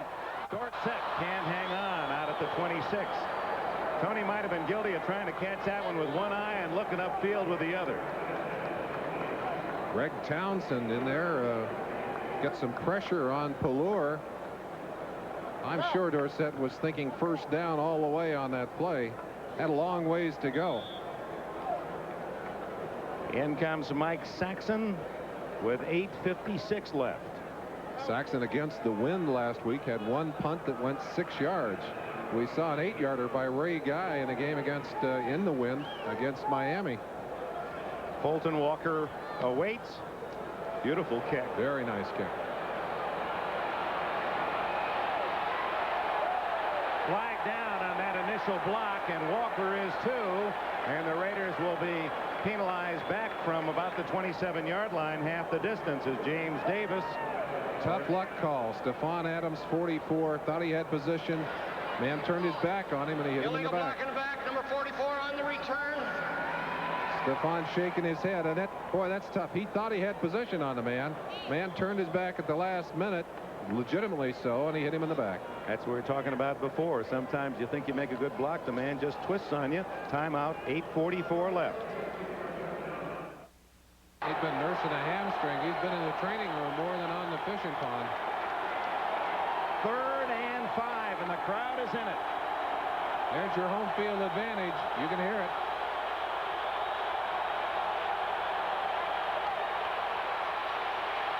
Wide open Christensen.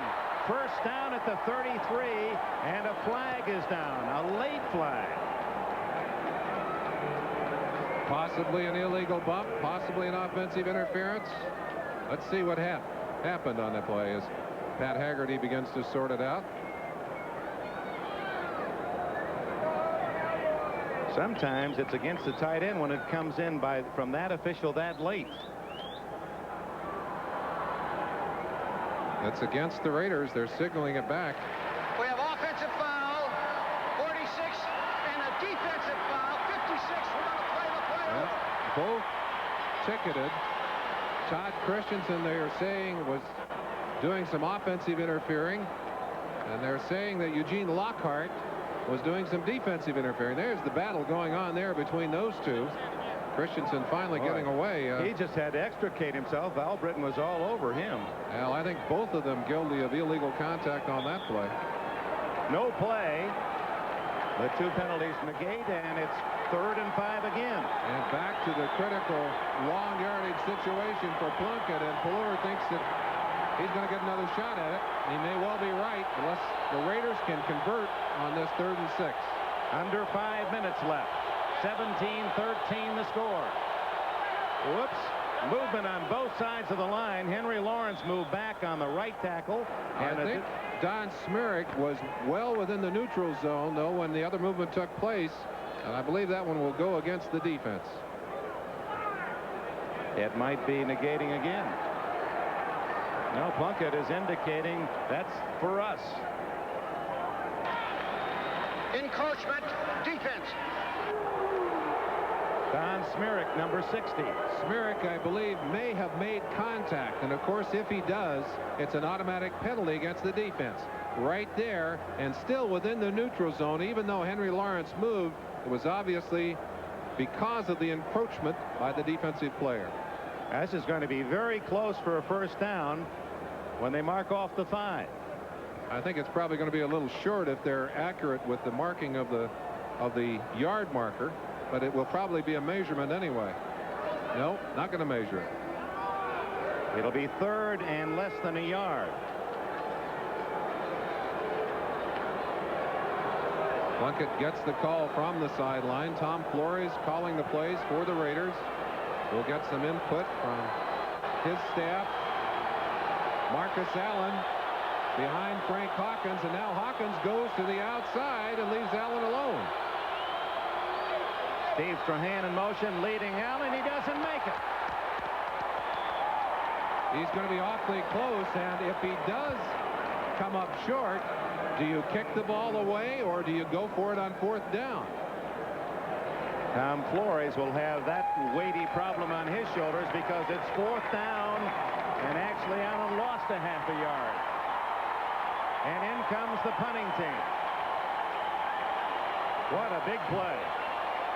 What Tom Flores is saying right here is, let's put this ball and let's put the responsibility with our defensive team. They have played the best football of the day. Let's see if they can control the Cowboy offense. Tom Landry will have plenty of time, as you can see, 4 minutes left. This is a critical punt for Guy. Has probably had his best day of the year as a punter, or certainly as good as any that he's had all year. Banks standing at the 10. Going for the sideline. Oh, just missed it. He'll Within his grasp. So Steve Pelluer brings on the Cowboy offense. They've used 1 timeout in the 2nd half, have 2 remaining. 1st down at the 20. 3 minutes, 41 seconds remain. The Raiders lead by 4.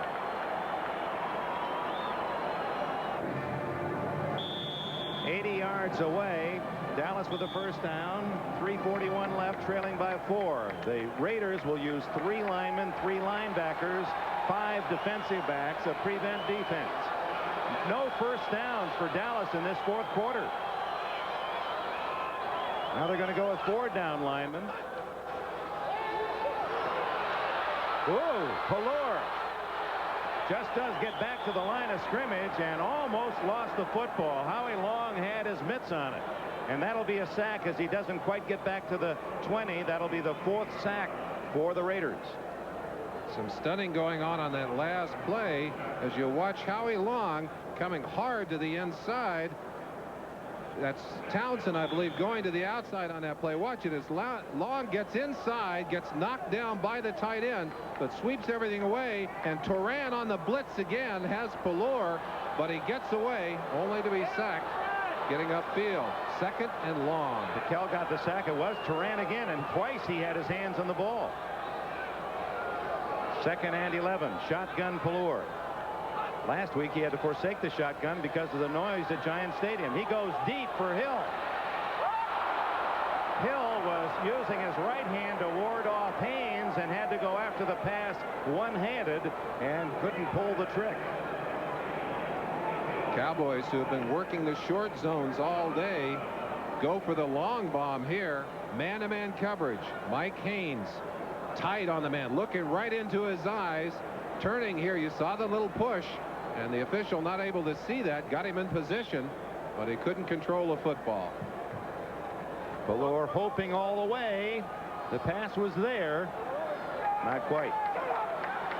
3rd and 10.5, 11 yards to go out of the shotgun.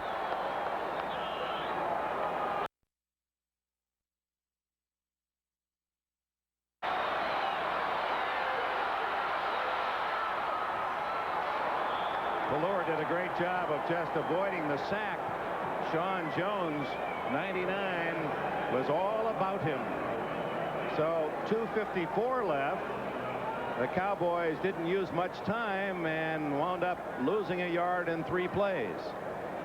And for those of you that are joining us, here are the late games, all finals now. San Diego, the huge upset at Denver. The Giants just did hold off the Eagles after a 17-0 lead, and San Francisco moves to within a half of the Western lead. The Rams lost to New Orleans today.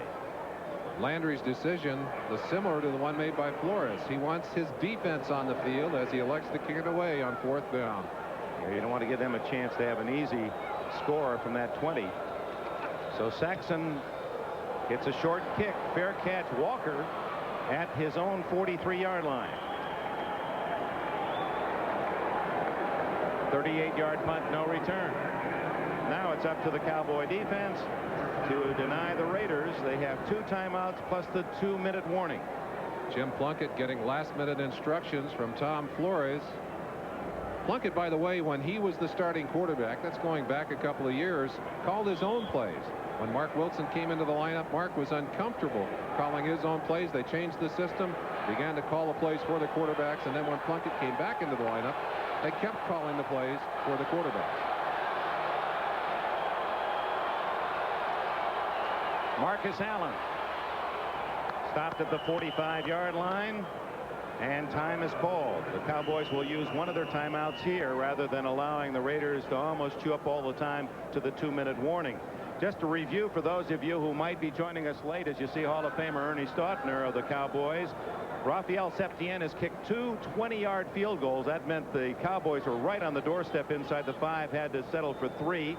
The Cowboys have had 2 touchdowns called back by penalty, a 25-yard run by Pelor and a pass interception by Everson Walls, both denied, and they did not score after those penalties denied the touchdowns.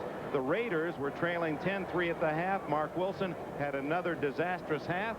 Tom Flores made the switch to veteran Jim Plunkett, and he has thrown 2 touchdown passes, both to Doki Williams, 20 yards and 40 yards, to give the Raiders a 17-13 lead.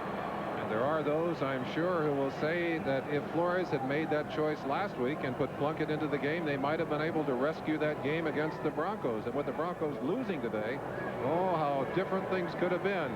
We can tell you that Plunkett has responded well to his opportunities here in the second half and has made some excellent plays, and perhaps even more critically has not made the mistakes. Tony Dorsett, who moved past O.J. Simpson in yards rushing, number 5 all time, well over 11,000 yards in his great career. He passed O.J. earlier in this game.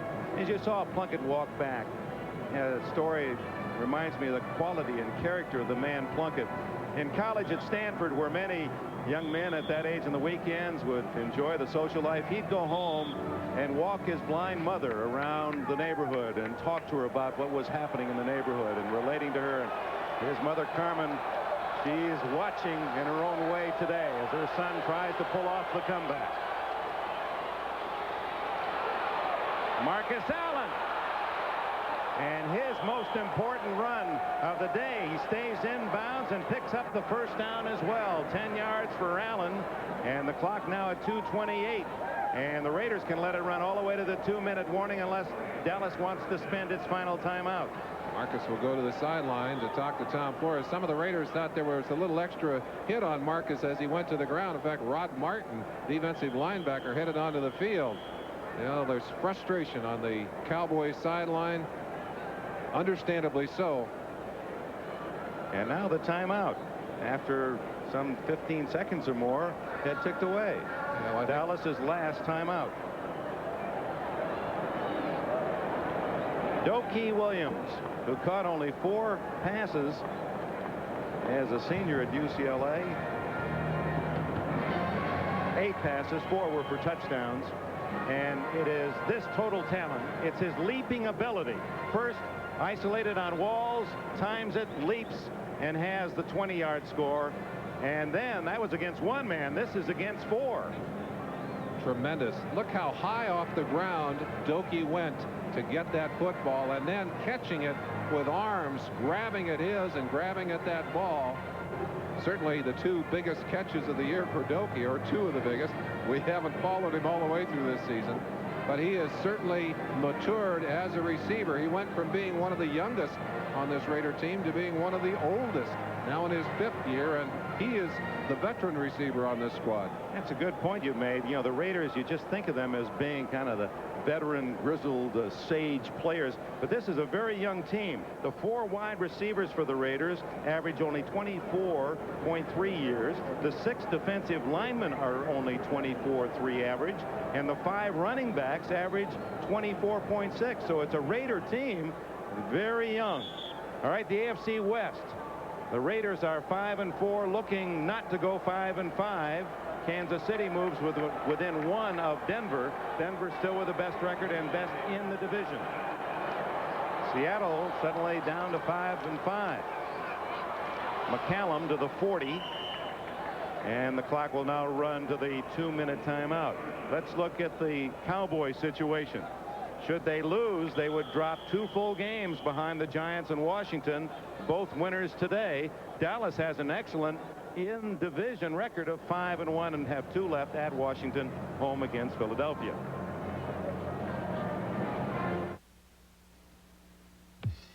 AT&T, the teams that aren't very good can adjust, I suppose, easier to defeat. But for the Dallas Cowboys, and they're not beaten yet, but in real trouble, to lose 2 in a row when you are in command of those games. And many felt they were the better team against the Giants last week, but just couldn't put them away on that final drive. And today they've had 2 touchdowns nullified by penalty. How do you digest those, Merlin? They're very hard, and squandered many other opportunities to score, Dick. And I guess what we're seeing here is what happens when a young quarterback takes over an offense. He's got to go through that period when he fights through those mistakes, and you see it right at the end of that column. 5 interceptions on the day. And he had Walker fumble on the 1-foot line. Well, and he can't control all those interceptions. He's not responsible for all of them, but he is for enough of them to make a pretty painful night and a pretty painful session of films tomorrow. Quarterbacks aren't responsible, but they are blamed for all of them. 38-yard line, short yardage. Now the clock will run, and for the Cowboys, their most important thing is to get off the pile, and so that the official can mark the spot and start the 30-second count. There it is, starting now at 1:45. Herschel Walker, I'm sure, even though he's made some great plays in this game, some excellent plays, will remember the play that he got the football knocked away from him.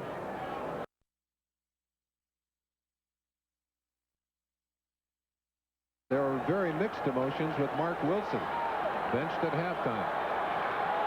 Cowboys cannot stop the clock, and they must stop the Raiders here and bring up 4th down. Allen hit in the backfield, trying to get him out of bounds. They do not. He stopped at the 35. Clock will continue to run. 4th down. We'll see where they mark it. It's down to 1:05, and it continues to tick away. There, they mark it at 1:01. So the Raiders can let it chew down to 31 seconds and then run a play. They're going to give the ball to Ray Guy. Now, what would you consider, Dick, snapping it to Ray Guy and letting him run around for 20 seconds back there? Maybe even run out of the end zone. Take the safety. No, I wouldn't. I wouldn't even risk a one thing fumble. You can be sure of, they'll let it run down and take the penalty. That's right. They'll take the bye, and it'll come right now. So they're at 31 seconds. Guy might just be told, be sure you just kick it somewhere as soon as you get it. And the Cowboys, in turn, their only hope now is to send everyone after Guy, although they do have Banks back at the 10. Now, I can't really understand that, except that we said earlier the Cowboys special team coach is not here. He's in the hospital. Alan Lowry is there with phlebitis. they have had to use Jim Myers to coordinate the special teams today, which really puts them at a disadvantage in this kind of situation. Guy who has a long string of not having a kick blocked in the regular season. It's like the top 3 all time. He knows how to get rid of it, as he shows. Boy, he does. Way high. Gonna have to fair catch it. At the 13-yard line with 23 seconds remain. The clock stopped on change of possession. 22-yard punt by Guy. His job well done. And you've got to wonder at how deep you will find the Raider defenders. I bet Lester Hayes is 20 yards from the line. Well, a game that featured so many mistakes, so many turnovers. The Raiders send the veteran Jim Plunkett at age 38 to the field in the second half, and he's able to come up with a couple of touchdown throws to rally the Raiders in a must-win, can't-lose game. There goes Lester. Drop it back. Pelluer broken up by James Davis, intended for Mike Sherrard. And here is one of the controversial plays of the game, right on the goal line. Herschel Walker on 1st and goal. Inside the 1, makes the dive. Watch 55, Matt Millen, in the middle of your picture. And look at Herschel Walker. Right there, you see him start to scramble back, looking for the football. Football obviously broken loose, and we had other angles on that punt to show the ball breaking loose while he was suspended in the air, trying to go over the stack. Some of the Dallas fans thought he had broken the plane. Out of bounds gets Sherrard to stop the clock at the 27-yard line, but the clock says only 10 ticks left. Flag is down, and there's holding against Dallas. So the Cowboys apparently will fall 2 full games behind the Giants, with whom they have split, and behind the Redskins. They beat them here and will play at Washington in 2 weeks. The Raiders back in the wild card derby. And maybe better as Denver loses a surprise loss to San Diego today. Not what anyone expected to see up in the Mile High City. And Tom Landry yesterday said something very prophetic. He said, I hate to play against a good team that is desperate. And the Raiders came in a desperate situation. They have managed to pull this game out. Certainly Landry will remember the squandered opportunities and the fumbles and the interceptions more than anything else. Well, here comes that long desperation throw, and it was almost intercepted on the carom by Turan, and we have time for a final play. 3 seconds left.